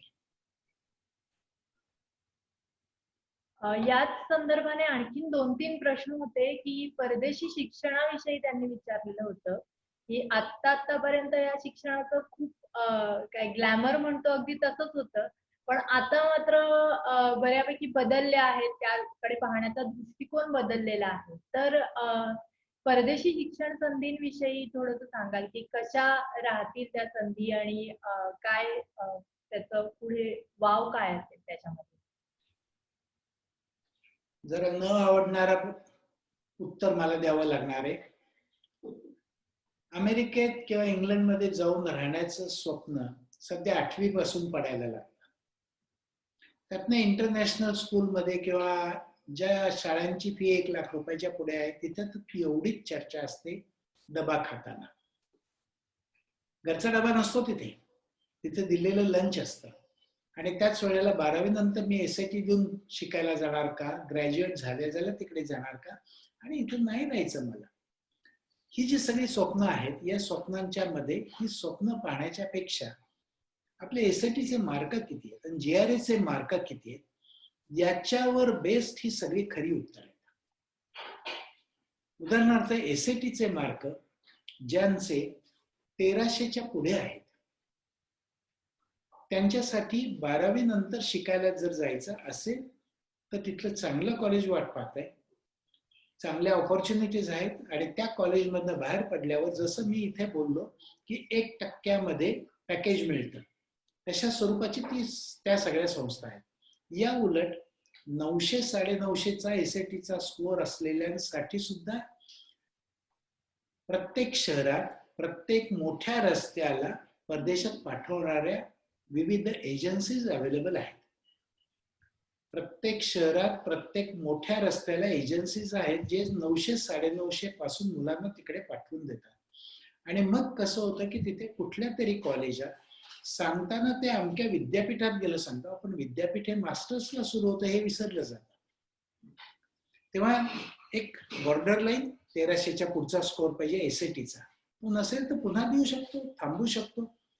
आणि GREचा स्कोअर 290 पासून 335 पर्यंतचा असतो, पण 325च्या आतल्या स्कोअरचा कोणताही मुलगा तिकडे जर गेला तर त्याला नोकरीच्या संदर्भात मिळणारे इन्स्टिट्यूट, मिळणारा कोर्स आणि मिळणारी नोकरी ही जेमतेम तिथे राहण्याजोगी असू शकेल, कदाचित मिळणार सुद्धा नाही. या उलट 325 ते 335 हा स्कोअर आलेला मुलगा खरोखर शोधावा लागतो. उदाहरणार्थ 18 साल, 19 साल आणि 20 साल या 3 वर्षात 325 ते 335चा स्कोअर आलेली 100च्या पलीकडे मुलं माझ्या पाहण्यात आली नाही. वर्षाला निदान 1000 भर लोकांशी तरी मी दरवर्षी फोनवरनं बोलतोय. हे जर बघितलं तर तिकडे जाण्याची ओढ आहे, खर्च करण्याची कपॅसिटी आहे, पण स्कोअर चांगला नाही. स्कोअर इम्प्रूव्ह करा, तो 3 वर्ष टिकू शकतो, 2 वर्ष इथे अनुभव घ्या, टिकू शकतो, तिथेही काम नक्की तुम्हाला मिळू शकतं. आणि तिकडची इन्स्टिट्यूट चांगली मिळाली, स्कोअर चांगला असला तर जाणाऱ्यांना पंचायत नाही. पुन्हा एकदा समराईज करायचं झालं तर 1300च्या आतला स्कोअर असेल SATचा तर जाण्याच्या फंदात पडू नका. 325च्या असेल तर रिस्क घेताय, मगाशी दिलं उत्तर तसं MS कम्प्लीट केल्यावर परत येण्याची शक्यता भरपूर आहे आणि ते टाळायचं असेल तर जरा थांबा, 2 वर्ष इथे काम करा. तुम्ही वयाच्या 26व्या वर्षी MS केलं तरी सुद्धा तुम्हाला छान स्कोप आहे. अमेरिकेत जाण्याचं ड्रीम हे प्रत्येकाचं आहे. या ड्रीम मधनं बाहेर पडलेला माझ्या माहितीत जगाच्या पाठीवर फक्त एकच देश आहे, तो म्हणजे जपान. फक्त जपानी माणूस म्हणत नाही की मला अमेरिकेत जायचं, तो म्हणतो जपानच सर्वश्रेष्ठ, वाटलं तर अमेरिकन माणसाला मी अक्कल शिकवेन. बाकीच्या 180 185 भूगोल तुमचा पक्का आहे. हे सगळ्या देशातले लोक अमेरिकेत जाण्याकरता धडपडतात, त्याला पर्याय नाहीये. आणि ते ड्रीम स्वप्नातलं सत्यात आलं, हरकत नाहीये. सरला पाटील आणि महेश चव्हाण या दोघांचे प्रश्न आहेत. थोडेसा वेगळा विषय आहे पण दोघांचाही प्रश्न. सरला पाटील यांच्या मुलानं MTech केलेला आहे जिओ टेक्नॉलॉजीतून आणि महेश यांनी एन्व्हायरमेंटल सायन्स मधून एमएससी केलेला आहे. तर त्या दोघांचाही प्रश्न आहे की आता एखाद्या खाजगी कंपनीमध्ये नोकरी करावी की शिकवण्यासाठी अप्लाय करावं. शिकवण्यासाठी त्यांना नोकरी मिळेल ती क्लॉक आवर बेसिसवर मिळेल, परमनंट म्हणून मिळणार नाही. याचे इन्कम 25,000 ते 30,000च्या पलीकडे कधीच जाणार नाही. जिओटेक वाल्याच्या संदर्भात त्याला नोकरी नक्की उपलब्ध आहे, पण ती कम्फर्टेबल नक्कीच असणार नाही. कारण जिओटेकच्या संदर्भातल्या ज्या नोकऱ्या आहेत त्या वेगवेगळ्या स्वरूपाच्या आहेत, त्या त्याला माहिती आहेत म्हणून त्याचा उल्लेख करत नाही, कारण त्या इतरांसाठी उपयुक्त नाही. एन्व्हायरमेंट सायन्सची अडचण अशी आहे की एमएससी झाल्यानंतर सुपरवायझरी स्वरूपाच्या विविध एनजीओज मधल्या फक्त नोकऱ्या आपल्याला मिळू शकतात. जोपर्यंत तुम्ही एन्व्हायरमेंट सायन्स मध्ये डॉक्टरेट करत नाही, 2-3 वर्ष एखाद्या एनजीओ बरोबर 2-3 प्रोजेक्ट्सवर काम करत नाही, तोपर्यंत तुमच्या शब्दाला किंमत येत नाही. आणि शब्दाला किंमत येण्याकरता डॉक्टरेट करताना एखादा प्रोजेक्ट, एखादा स्टडी, एखादा प्रॉब्लेम कसा सॉल्व्ह करायचा, कसा फोकस करायचा, याच्याबद्दल पुस्तकी ज्ञानाच्या पलीकडे जाऊनच उत्तरं शोधावी लागतात. एक छोटंसं उदाहरण देतो. परिणिता दांडेकर नद्यांच्या वर दर शनिवारी लिहित आहे. त्या बाईंनी एमएससी एन्व्हायरमेंटल सायन्सला ऍडमिशन पुणे विद्यापीठात घेतली. त्यांनी लिहिलेलंच फक्त मी सांगतोय, माझ्या मनचं काहीही नाही, मी गोळा केलेली माहिती पण नाही. आणि घेतल्यावर पहिल्याच दिवशी त्यांच्या असं लक्षात आलं की हा सगळा अभ्यासक्रम आपल्याला येतोय, पण आता त्या जे लिहित आहेत त्या महाराष्ट्रातल्या नसून भारतातल्या एखाद्या नदीच्या पात्राच्या उगमापासून शेवटपर्यंतच्या इतक्या बारकासारख्या गोष्टी लिहित आहेत की ते वाचताना अक्षरशः माणूस थक्क होतो. इथपर्यंत पोहोचायचं असेल तर आपल्याला पीएचडी करावी लागेल. पीएचडीच करायला पाहिजे असं नाही, तर एमएससी एन्व्हायरमेंटल सायन्स झाल्यावर एखाद्या एनजीओ बरोबर आपण काम करत असताना, आणि असा असंख्य एनजीओ आहेत, जास्त करून मध्य प्रदेश, राजस्थान, उत्तर प्रदेश, बिहार इथे आहेत. इथे प्रॉब्लेम्स प्रचंड आहेत. बिहारमधले पूर नको जीव करून सोडतात, राजस्थानात पाणी मिळत नाहीये, मध्य प्रदेशात जंगलतोडीचे प्रॉब्लेम्स आहेत. म्हणून मी या 4 राज्यांची नावं घेतोय. तिथे जर यांनी नोकरीचा शोध घेतला तर त्यांना स्कोप चांगला, नाही तर यथावकाश जीआरईचा मगाशी सांगितलेला स्कोर आणि परदेशात पीएचडी, मग ती कॅनडात जाऊन करता येईल, इंग्लंडमध्ये जाऊन करता येईल, अमेरिकेत जाऊन करता येईल, किंवा फिनलंडमध्ये जाऊन सुद्धा करता येईल. आणि ती केल्यानंतर खऱ्या अर्थाने त्यांचा शब्द ऐकला जाईल.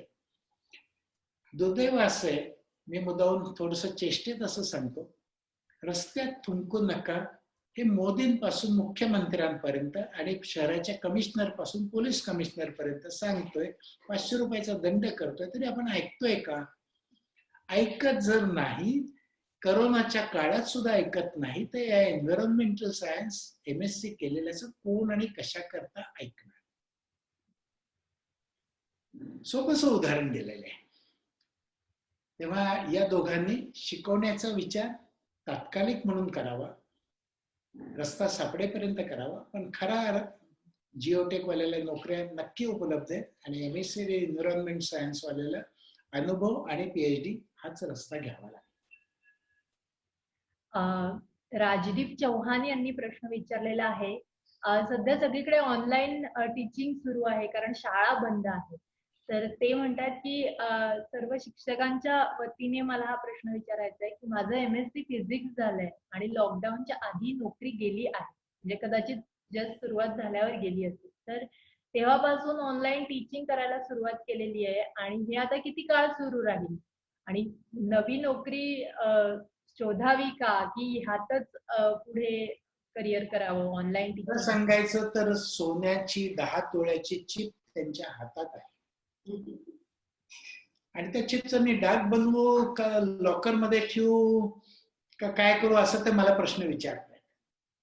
एमएससी फिजिक्स झालेल्या माणसाने 8वी ते 12वीच्या संदर्भातल्या फिजिक्सच्या पुस्तकांच्या ऐवजी व्यावहारिक गोष्टींवर भर देऊन इंटरॅक्टिव्ह शिकवायला सुरुवात केली आणि गप्पा मारता मारता त्याचा संदर्भ पुस्तकातल्या प्रॉब्लेमशी जोडायला सुरुवात केली तर त्याला ऑनलाईनला खरी सुरुवात होईल.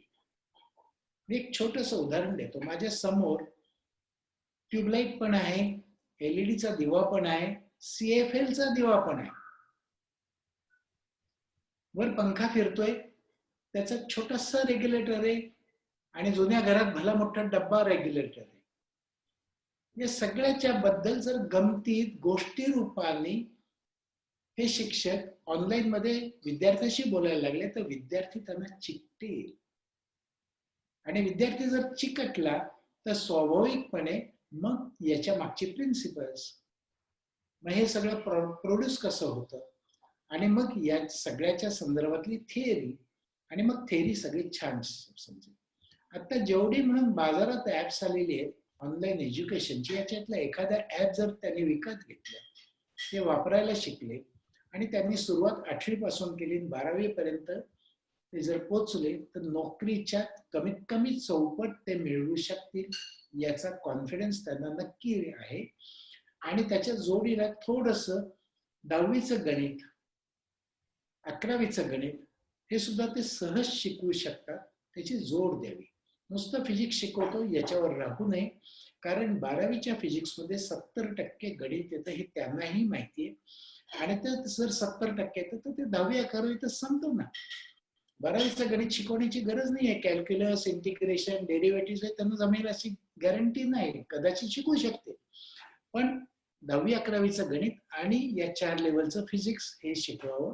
सिनियर कॉलेजमध्ये मी जाईन, फिजिक्स शिकवेन, प्रोफेसर बनेन, याच्यातनं पटकन बाहेर यावं अशी माझी त्यांना विनंती आहे. कॉमर्स विषयीचे 2-3 प्रश्न आहेत, मी एकत्र घेते आहे. तेच एकत्रित करून सांगा. हा, कारण की आज आपल्याकडे वेळ आता तसा कमी आहे. अकाउंट्स आणि टॅक्स हे विषय जे आहेत तर त्याच्या ग्रॅज्युएट्सनी कशा प्रकारे प्रगती 3 ते 5 वर्षात कशा प्रकारे प्रगती करायला हवी आणि काय अनुभव त्यांनी घ्यायला हवा, कोणती कौशल्य या विषयातली त्यांनी स्वतःमध्ये बाळगायला हवीत. त्याचबरोबर बीकॉम मध्ये करिअरच्या, बीकॉम नंतर खरं तर करिअरच्या काय संधी आहेत असाही प्रश्न बऱ्याच वाचकांनी आपल्याला विचारलाय. आणखीन याच विषयातला प्रश्न आहे की आयात निर्यातीच्या क्षेत्रामध्ये कशा संधी आहेत आणि हे बीकॉम पदवीधरांना किंवा कॉमर्स मधला इतर अभ्यास केलेल्यांना काय संधी मिळू शकतात आणि त्या कशा मिळवाव्या. शेवटचा शब्द काय वापरलात तुम्ही? तिसरी संधी कोणची म्हणलात? आयात निर्यातीच्या क्षेत्रामध्ये. आयात निर्यात, हा, ओके ओके, मला शब्द कळला नाही म्हणून. 80% कॉमर्स ग्रॅज्युएट हे अकाउंट्स रिलेटेड कामं करतात. त्याच्यातले 40% टॅक्सेशन मध्ये जातात. 80%तले 40%. बाकीचे सॅलरीच्या संदर्भात कामं करायला जातात.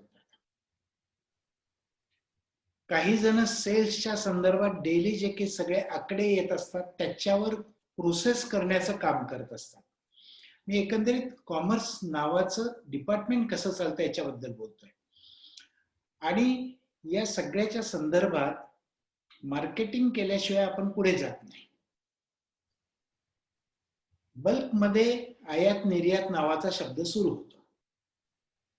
आयात निर्यातीच्या संदर्भात दुर्दैव असं आहे की फॉरेन ट्रेड किंवा इंटरनॅशनल बिझनेस नावाचा विषय घेतला की आपण अमेरिकेलाच पोचलो किंवा इंग्लंडमध्ये स्थायिक झालो आणि तिथेच काम करायला लागलो, या भ्रमात अनेक जण तो विषय घेतात. जसे MBA HRचं होतं. थोडक्यात फॉरेन ट्रेड किंवा इंटरनॅशनल बिझनेस हे जरी विषय घेतले तरी सुद्धा कस्टम रिलेटेड विविध डॉक्युमेंट्स भरणं या कामामध्ये पहिल्यांदा 3 वर्ष आपल्याला घालवावी लागतात. आणि मग ही सगळी डॉक्युमेंट्स भरण्याच्या संदर्भातला परफेक्शन आल्यावर मग प्रगती सुरू होते. तिथे भ्रमनिरास होण्याची शक्यता भरपूर असते आयात निर्यातीच्या संदर्भात. दुसरी गोष्ट, आयात निर्यात हा सरसकट प्रकार असू शकत नाही. किमान 5 कोटीचं भांडवल असलेली कंपनी त्या फंदात पडू शकते. आणि 5 कोटीचं भांडवल असलेल्या कंपन्या आणि त्यातली नोकऱ्या याच्याकरता वेगळ्या स्वरूपाची क्वालिफिकेशन्स लागतात. टॅक्सेशनच्या संदर्भात कोणताही मुलगा 12वी पासून जवळच्या टॅक्स कन्सल्टंटकडे मदतनीस म्हणून जायला लागला. साधी गोष्ट आहे, पॅन कार्ड काढायचे, इन्कम टॅक्स रिटर्न्स भरायचे, जीएसटीचे वर्षाकाठी 37 रिटर्न्स भरावे लागतात. सगळं तयार करून दिलंय, पण ते वेळेत ऑनलाईन मी भरायला शिकलोय. हा कॉन्फिडन्स ज्या मुलाला आलेला आहे, असा मुलगा टॅक्सेशन मध्ये 1 वर्षाचा DTLचा कोर्स करून स्वतः टॅक्स कन्सल्टंट म्हणून सुद्धा पाठी लावू शकतो. आणि काम करता करता तो ज्या वेळेला LLB कधीतरी पूर्ण करतो 3 वर्षाचं, त्यावेळेला तो त्याची वकिलीच्या केसेस सुद्धा करू शकतो. हा झाला परिपूर्ण टॅक्स कन्सल्टंट बनण्याचा रस्ता. अदरवाईज छोटे मोठे व्यापारी आहेत, छोटे मोठे टॅक्स कन्सल्टंट्स आहेत, या सगळ्यांच्याकडे नवीन येणारी कामाचं लोड या मुलांच्याकडे पाठवलं जातं. त्यांच्याकडे नोकरी करता करता या 4 केसेस तू घेऊन जा, यांची तू अकाउंट्स पण सांभाळ, टॅक्सेशनचे रिटर्न्स पण भर आणि त्याचे पैसे घेऊन तू कामाला सुरुवात कर. या पद्धतीत सुरुवात करता येते. आणि मार्केटिंगच्या संदर्भात, सेल्सच्या संदर्भात थोडीशी स्वतःची पर्सनॅलिटी, स्वतःची कपॅसिटी या सगळ्याचा विचार आपल्याला करावा लागतो आणि त्याच्यातनं मग पुढे जावं लागतं. तेव्हा 80% अकाउंट्स रिलेटेड कामात जातात, हे लक्षात घ्यायचं. आणि बाकीचे जे असतात ते मगाशी ॲग्रीच्या संदर्भात सांगितलं तसं बीकॉम करत असताना जेवढे विषय आहेत, मग त्याच्यात कॉस्टिंग आला, बँकिंग आला, लॉजिस्टिक्स आला, त्याच वेळेला मार्केटिंग आला, सेल्स आला, या प्रत्येक विषयात आज घटकेला तुमच्याकरता कामं वाटतात.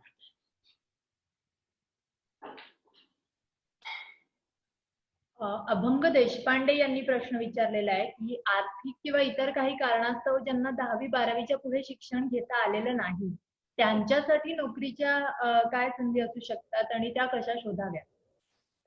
नोकरीच्या संधी या एक तर हातातनं स्किल, नाहीतर ट्रेडिंग मधलं स्किल. श्रमाची कामं करणं आता अपेक्षित नाहीये. ट्रेडिंग मधल्या स्किल मध्ये कोणचा माल कुठे विकला जातो. ट्रॅव्हल टुरिझमचा सगळा धंदा गेल्यानंतर वीणा पाटलांनी एक सुंदर लेख लिहिलं होतं की माझे देशोदेशी हिंडणारे 30 देश हिंडलेले अनेक जणांनी आज घटकेला भाजी पुरवण्याचा व्यवसाय सुरू केलेला आहे. विविध मोठ्या सोसायटीत घरपोच गोष्टी पोचवण्याचा व्यवसाय सुरू केलेला आहे आणि या याच्यातनं दिवसाला 1000 रुपयाचं उत्पन्न मिळतंय. हे जर लक्षात घेतलं तर अशा स्वरूपाचे ट्रेडिंगचे किंवा ज्याला एक सर्व्हिस इंडस्ट्री आपण म्हणतो, उदाहरणार्थ आजी आजोबा आहेत, आजी आजोबांना हॉस्पिटलमध्ये घेऊन जायचे, त्यांच्या तपासण्या करायच्या आणि त्यांना सुखरूप पुन्हा घरी आणून सोडायचे. मुलांना वेळ नाहीये किंवा मुलं परदेशी आहेत, तर हे सगळं करण्यासाठीच अनेक गोष्टी आहेत ना. सर्व्हिस इंडस्ट्री रिलेटेड अशा असंख्य गोष्टी. थोडक्यात मला काय पाहिजे ते पुरवणं, ते घरपोच पुरवणं, वेळेत पुरवणं आणि ते उपयुक्त पुरवणं. याच्याकरता शिक्षणाची गरज नाहीये, समज असण्याची गरज आहे. आणि या समज असण्यातनं नेमकेपणाने आपल्याला गोष्टी करता येतात. हे सगळं करत असताना त्यांनी मुक्त विद्यापीठात जरूर रजिस्टर करावं. एक एंट्रन्स असते, ती 2 वेळेला देता येते. यशवंतराव चव्हाण मुक्त विद्यापीठात जर त्यांनी रजिस्टर केलं तर यथावकाश त्यांना डिग्री सुद्धा मिळेल. आपण 10वीच पास होत आणि 12वी होऊ न शकल्यामुळे डिग्रीला जाता आलं नाही, हा सुद्धा डिफिडन्स जाईल. 5 वर्षात त्यांच्या हातात डिग्री येईल आणि जे काही ट्रेडिंग करतात, जे काही कामं करतात, ज्या काही सर्व्हिस इंडस्ट्रीत ते काम करतात, त्याच्यातनं पुढे जाते. रामेश्वरी पाटील यांनी प्रश्न विचारलेला आहे की मत्स्य व्यवसाय करण्यासाठी बेरोजगारास कर्ज मिळू शकते का आणि कसे? त्यांच्याच अनुषंगाने आणखी 2-3 प्रश्नांचा एक आढावा घेतला तर हा प्रश्न आहे की व्यवसाय करायचा आहे, इच्छा आहे, पण मग त्याच्यासाठी आर्थिक पुरवठा कशा पद्धतीने घ्यावा, त्यासाठी सरकारच्या काय योजना आहेत, ह्या सगळ्याची माहिती कशी मिळेल, कुठे मिळेल, हे बऱ्याच जणांनी विचारले. या सगळ्याच्या संदर्भात माझं पहिलं वाक्य सगळ्यांनी नीट कृपया समजून घ्यावं. वय वर्ष 28 पर्यंत दुसऱ्याच्या पैशाने अनुभव घ्यावा. दुसऱ्याच्या पैशाने अनुभव घेताना मग मत्स्य व्यवसाय असेल, बाकीचं सगळं असेल, हे चालतं कसं हे नीट समजावून घेतल्यावर मग भांडवल स्वतःच किती, बँका किती देणार किंवा सरकारी योजना कोणत्या, या सगळ्याच्या बद्दलची माहिती जरूर मिळू शकते. ऍग्री सेक्टरमध्ये सरकार खूप मोठ्या प्रमाणावर आज घटकेला भांडवल देतात. बेरोजगारांसाठी भांडवल देतात, पण बँका प्रायमा फेशी तुम्ही काय शिकलायत, कुठला अनुभव आहे, त्याच्यात किती वर्ष काम केलंय, या प्रश्नाचं उत्तर जर नकारार्थी असेल तर परत पाठवतात. तेव्हा 5 वर्ष मुळात शिकून घ्या. मत्स्य व्यवसायाच्या संदर्भात मी असं म्हणतो की त्यांनी पहिल्यांदा हरण्याला जावं. हरण्याला महाराष्ट्रातला सगळ्यात मोठा मासळीचा बाजार आहे. तिथे येऊन पडलेल्या माशांची नावं तरी सांगता येतात का? त्याच्या जोडीला जिथे इथे गोड्या माशाच्या तळ्यांमध्ये मासळी तयार केली जाते, त्याच्यासाठीचा खर्च काय असतो, किती दिवसांनी पीक घेतलं जातं, किती किलो मिळतात, ते मिळाल्यावर विक्री कुठे होते, विक्री झाली नाही तर त्या माशांचं काय करावं लागतं, त्यांना खाद्य पदार्थ कुठनं पैदा करावे लागतात, या सगळ्याचा अनुभव घेतल्याशिवाय मी नुसता कोर्स करतो आणि या धंद्यात पडतो असं म्हणणारा तोंडघशी पडतो. आणि तोंडघशी पडल्यानंतर नाही हे करू नका म्हणून सांगते. एक उदाहरण द्यायचं झालं तर 10 वर्षापूर्वी एमू पालन नावाचा प्रकार असाच भोकाळला होता. आणि वाढलेले एमू त्यांचं करायचं काय, ते अंगावर यायला लागले, खायला मिळत नाही, त्यांना रस्त्यावर सोडून दिलं गेलं आणि पोलिसांनी ज्याने एमू रस्त्यावर सोडले त्यांना उचलून तुरुंगात टाकलं. असे खेळ जर करायचे नसतील तर व्यवसाय करण्याच्या ऐवजी कुक्कुटपालन, एमू पालन, मेंढी पालन, शेळी पालन वगैरे वगैरे जे काही सगळे व्यवसाय आहेत, मत्स्यपालन, या सगळ्याच्या संदर्भात 5 वर्ष निदान माहिती तर घ्या. आणि घेणं नक्की प्रत्येकाला शक्य आहे. मनात आलं म्हणून तुम्ही त्याच्याकडे अट्रॅक्ट होऊ नका. ते चॉकलेट नाही. कॅडबरी आणि पर्क खाल्ल्यावर भूक भागते, पण जेवणाचा तो पर्याय होऊ शकत नाही. हे नीट लक्षात घ्यायचं. जो व्यवसाय करायचा तो आपल्याला कायमचा करायचा आहे, पाय रोवून उभं राहून करायचा आहे. आणि मग तो छोटासा वितरणापासून सुरुवात करता येते. मत्स्य वितरण केलं तरी हरकत नाही. उदाहरणार्थ अळंबी, आज अळंबी पिकवणं याच्यापेक्षा अळंबी कोण कोण विकत घेतात आणि ताजी अळंबी तिथपर्यंत मी नेऊन पोचवतोय, मला ग्राहक माहिती झाले ना. आणि मग ते जर ग्राहक माहिती झाले आणि ती नाही खपली तर त्याचं काय करायचं, ती घरी आणून काही आपण खात नाही. हे नीट लक्षात घेतलं तर मग अळंबीच्या प्रोडक्शन कडचा व्यवसाय आपण नक्की घेऊ शकतो.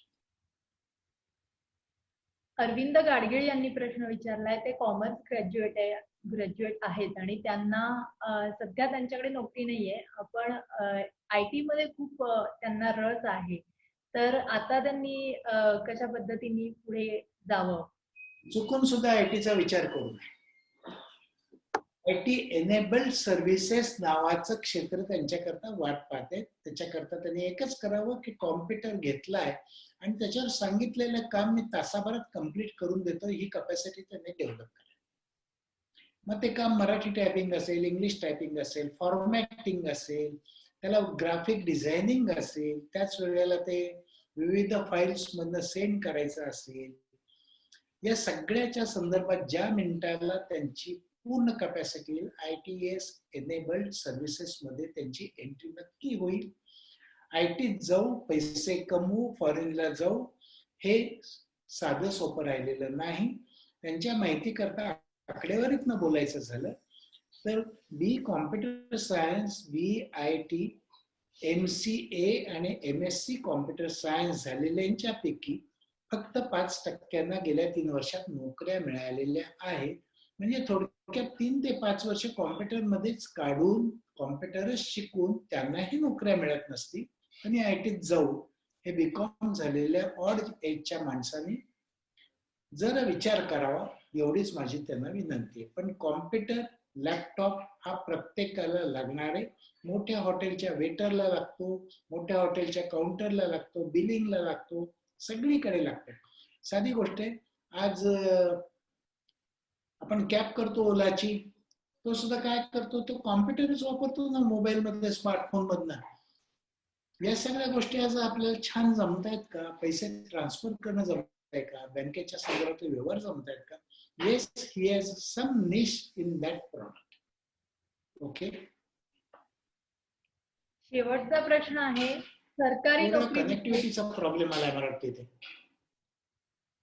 तुम्हाला माझा आवाज ऐकायला येतोय का सर? कनेक्टिव्हिटीचा काहीतरी प्रॉब्लेम लाईन झाले एकदम. हा बोला. मधलं ऐकू नाही आलं मला, बोला. सरकारी नोकरीविषयी मला विचारायचं आहे की बऱ्याच जणांनी विचारलेलं आहे की पदवीनंतर वेगवेगळ्या विषयातल्या पदव्या दिलेल्या आहेत आणि त्यानंतर सरकारी नोकरी कशी मिळेल, त्यासाठी काय करावं. तर हा पण मला वाटतं आजच्या आपल्या सत्रातला शेवटचा प्रश्न घेऊया, कारण हा प्रश्न आपल्याला करिअर मंत्र मध्ये सुद्धा दर 2 दिवसांनी येत असतो की अमुक अमुक विषयात 2 दिवसांनी नसून, दर 2 दिवसांनी नसून पुणे मुंबई सोडलं तर संपूर्ण महाराष्ट्राचा हा प्रश्न आहे.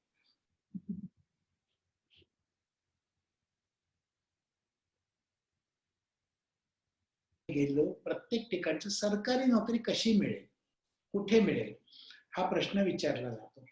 सरकारी नोकरीच्या संदर्भात नशिबात असेल तरच मिळेल एवढं एक सोपं उत्तर मी देतो.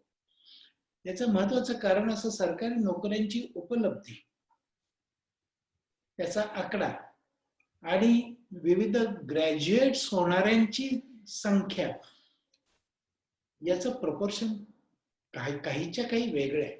त्याचे नेमके आकडे माझ्याकडे नाही, पण वेगळ्या शब्दात सांगायचं झालं तर 500 ग्रॅज्युएटच्या मागे एक सरकारी नोकरी एवढीच जर उपलब्ध असेल तर ती कशी मिळेल म्हणण्यापेक्षा, मिळेल ती नोकरी मी घेतो आणि सरकारी नोकरी करता प्रयत्न करत राहतो.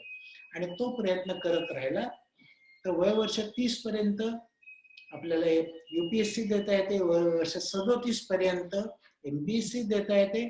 आणि ज्या कॅडरमध्ये ज्या दिवशी सरकारी नोकरी मिळेल त्या दिवशी नक्की तुम्हाला वाव मिळू शकतो. पण तेवढी चिकाटी नोकरी करत करत चालू ठेवा. आणि मग नोकरी करत करत चालू ठेवा यासाठीचा एक साधा सोपा मी उपाय सांगतो.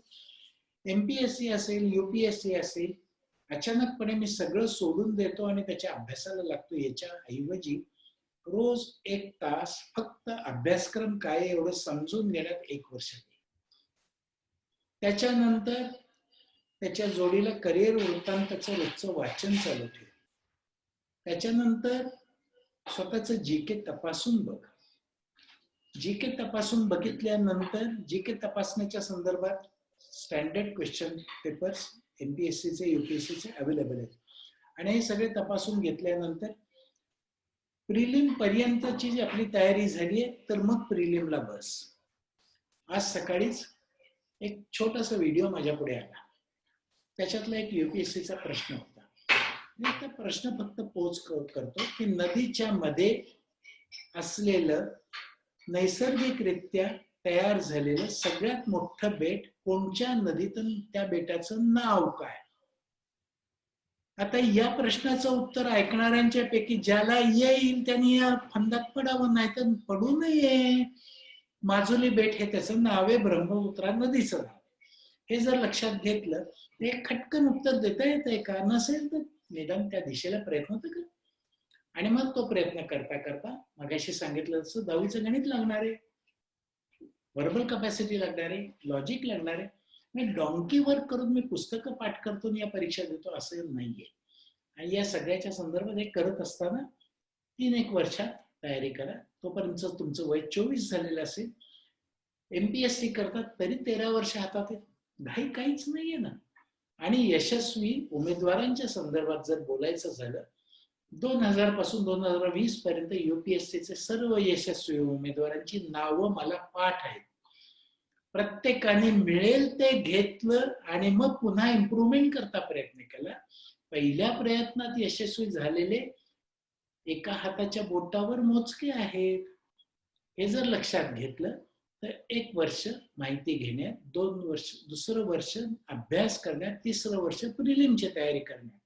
आणि याच्यातनं मग बँकिंगची परीक्षा असेल, मला ऑफिसरची परीक्षा कठीण वाटते, अरे ठीक आहे, क्लार्कची परीक्षा दे, आज जा. कोऑपरेटिव्हची परीक्षा दे, आज जा. पुढच्या वर्षी NIBMच्या परीक्षा दे. आज गेल्यानंतर वयवर्ष 32 पर्यंत तू ऑफिसर्सच्या परीक्षा देऊ शकतोस. अपग्रेडेशन नावाचा प्रकार टप्प्याटप्प्याने तुम्हाला नक्की करता येतो. वेगळ्या शब्दात सांगायचं झालं तर बॉलिवूडमध्ये जायचंय आणि मला हिरो बनायचंय, याच्याऐवजी बॉलिवूडमध्ये शिरकाव करून घे. मग तो सिरियल मधनं होईल, नाटकातनं होईल, पुरुषोत्तम मधनं होईल. आणि तो करून झाल्यावर बॅकस्टेज म्हणून काम करता करता चालतं कसं, हे ऋतिकला कधी टळलं नाही, सोनम कपूरला टळलं नाही, तर तुला कसं टळेल हे लक्षात घ्यायचं. त्या सरकारी नोकरीचं उत्तर 500तल्या एकाला सरकारी नोकरी मिळण्याची कदाचित शक्यता निर्माण होते, हे लक्षात घ्यायचं. आरक्षण अमकं तमकं याच्यावर जायचं नाही. मला एवढ्या जागा उपलब्ध आहेत त्याच्यात मी बसलो तर जाणार आहे, हेही पक्क लक्षात घ्यायचं. त्याच्यातनं नक्की पुढे जाता येईल. थोडस मी मला बोलायचं तेवढं बोलतो. आपण बऱ्याच वेळ संभाषण करतोय, या सगळ्याच्या संदर्भात ग्रीक मायथॉलॉजी मधनही काही शब्द आहेत, वैदिक मायथॉलॉजी मधनही काही शब्द आहेत. उदाहरणार्थ पदवी नावाचा शब्द, कॉलेज नावाचा शब्द, विद्यापीठ नावाचा शब्द 200 वर्षापूर्वी नव्हता, तरी सुद्धा उत्कृष्ट शिक्षण होतं. मग ते ज्या पद्धतीत होतं, गुरुकुल पद्धत असेल किंवा नालंदा सारखं विद्यापीठ असेल किंवा इतर काय असेल, तेव्हा या सगळ्याच्या पद्धतीत सुरुवात पहिली अशी होती की ट्रिव्हियम नावाच्या प्रकारात होत होती. त्याच्यात ग्रामर याच्यावर भर दिला जायचा, तर्क विचारावर भर दिला जायचा, का, केव्हा, कधी, कशाला, कुठे. त्याच वेळेला वक्तृत्व, संभाषण, रेटॉरिक असा एक शब्द वापरला जातो, या तिनावर. किंवा वैदिक पद्धतीत शंकराचार्यांची खंडन मंडन पद्धत होती, चर्चा होत्या, वादविवाद पद्धत होती. या सगळ्याच्या संदर्भात पदवी घेताना, पदवी नंतर थोडस आपल्याला फोकस करायला पाहिजे. आणि नवीन काळात, करोनोत्तर काळात नोकरी टिकवायची असेल तर वेगळा एक शब्द सुरू होतो, त्याला क्वाड्रिव्हियम असं म्हटलं जातं. आणि त्या क्वाड्रिव्हियम मध्ये तोंडी गणित, व्यावहारिक गणित, अल्जेब्रा जॉमेट्री नाहीये, तोंडी गणित, व्यावहारिक गणित. मग ते अरिथमॅटिक मधनं सुरू होतं. जॉमेट्री आज घटकेला एव्हरेस्टची उंची मोजायला एव्हरेस्टवर माणूस गेलेला नव्हता, ते वेगळ्या पद्धतीत जॉमेट्रीतनच घेतली गेलेली होती ना. त्याच वेळेला ऍस्ट्रॉनॉमी, विश्वाच्या उत्पत्तीपासून ते आज शुक्रावर यान पाठवायचे, मंगळावर यान पाठवायचे, चंद्रावर पाठवायचे, थोडीशी ऍस्ट्रॉनॉमी. आणि सगळ्यात महत्वाचं, आयुष्याचा बेसिस म्युझिक, सोलेस आणि त्याच वेळेला रिदम, या 4 गोष्टींच्या संदर्भात क्वाड्रिव्हियम मधनं ऑलराऊंड नॉलेज जो व्यक्ती गोळा करत राहील, त्याची नोकरी टिकेल, त्याची प्रगती होईल आणि तो आयुष्यात उत्तम करिअर पण करू शकेल, याच्याबद्दल खात्री बाळगायला काही हरकत नाही. माझं बोलून म्हणजे मला जे शेवटचं एक मांडणी करायची होती ती केलेली. बोला. धन्यवाद सर. आणि आज मी सांगू इच्छिते की लोकसत्ता मार्ग यशाचा हा जो आपला आजचा उपक्रम आहे, त्याचे आपले सहप्रायोजक आहेत ITM स्किल्स अकॅडमी. आणि दरवर्षी आपण हा उपक्रम प्रत्यक्ष भेटून घेत असतो. आज यावर्षी मात्र आपण हा ऑनलाईन घेतो आहे आणि तरीही प्रचंड प्रतिसाद आहे. 500 पेक्षा जास्त, मगाशी तर अधिकच संख्या होती ही. आपल्याकडे हे इतके लोक आपल्या बरोबर जॉईन झालेले आहेत, बरोबर जोडले गेलेले आहेत. आणि महत्वाची गोष्ट म्हणजे यातल्या जवळपास 400 प्रश्न आलेले आहेत. म्हणजे जेवढे प्रत्येकाने काहीतरी विचारलंय, याचाच अर्थ आहे की जे 500 आपल्याला जॉईन झालेले आहेत ते सगळेच्या सगळे हे ऐकता आहेत. त्यामुळे त्या सगळ्यांचेही खूप आभार. आणि मला थोडंसं सांगायचं असं आहे की आजच्या आपल्या ह्या अर्थातच इतके प्रश्न घेणं शक्यच नाहीये आपल्याला, त्यामुळे काही निवडक प्रश्न घेतलेले आहेत. पण आज आपण मुख्यत्वे करून पदवी नंतरच्या संधी काय आहेत, नोकरी आणि रोजगारासाठी कौशल्य कोणती लागतील, त्यासाठी कसं प्रयत्न करायला हवं, याविषयी आपण बोललो आणि त्या संदर्भातले प्रश्न घेतले. पण 10वी 12वी नंतरच्या संधी काय आहेत किंवा 8वी 9वी नंतर करिअरचा कसा विचार करायला हवा, ह्या सगळ्या विषयी उद्या आपल्याशी विवेक वेलणकर आपल्याशी बोलणार आहेत. आणि 10वी 12वी नंतर कशा पद्धतीच्या संधी आहेत, शिक्षण घेताना कुठली शाखा निवडावी, या सगळ्या विषयी ते आपल्याशी बोलतील. आणि अर्थातच तिथे सुद्धा वाचक हो तुम्हाला प्रश्न विचारण्याची संधी मिळणार आहे. तेव्हा आज सगळ्यात आधी आता की डॉक्टर गीत तुम्ही इतकं छान. मी अशी विनंती करेन, उद्या धाकट्या भावाला पाठवा. नक्कीच नक्कीच.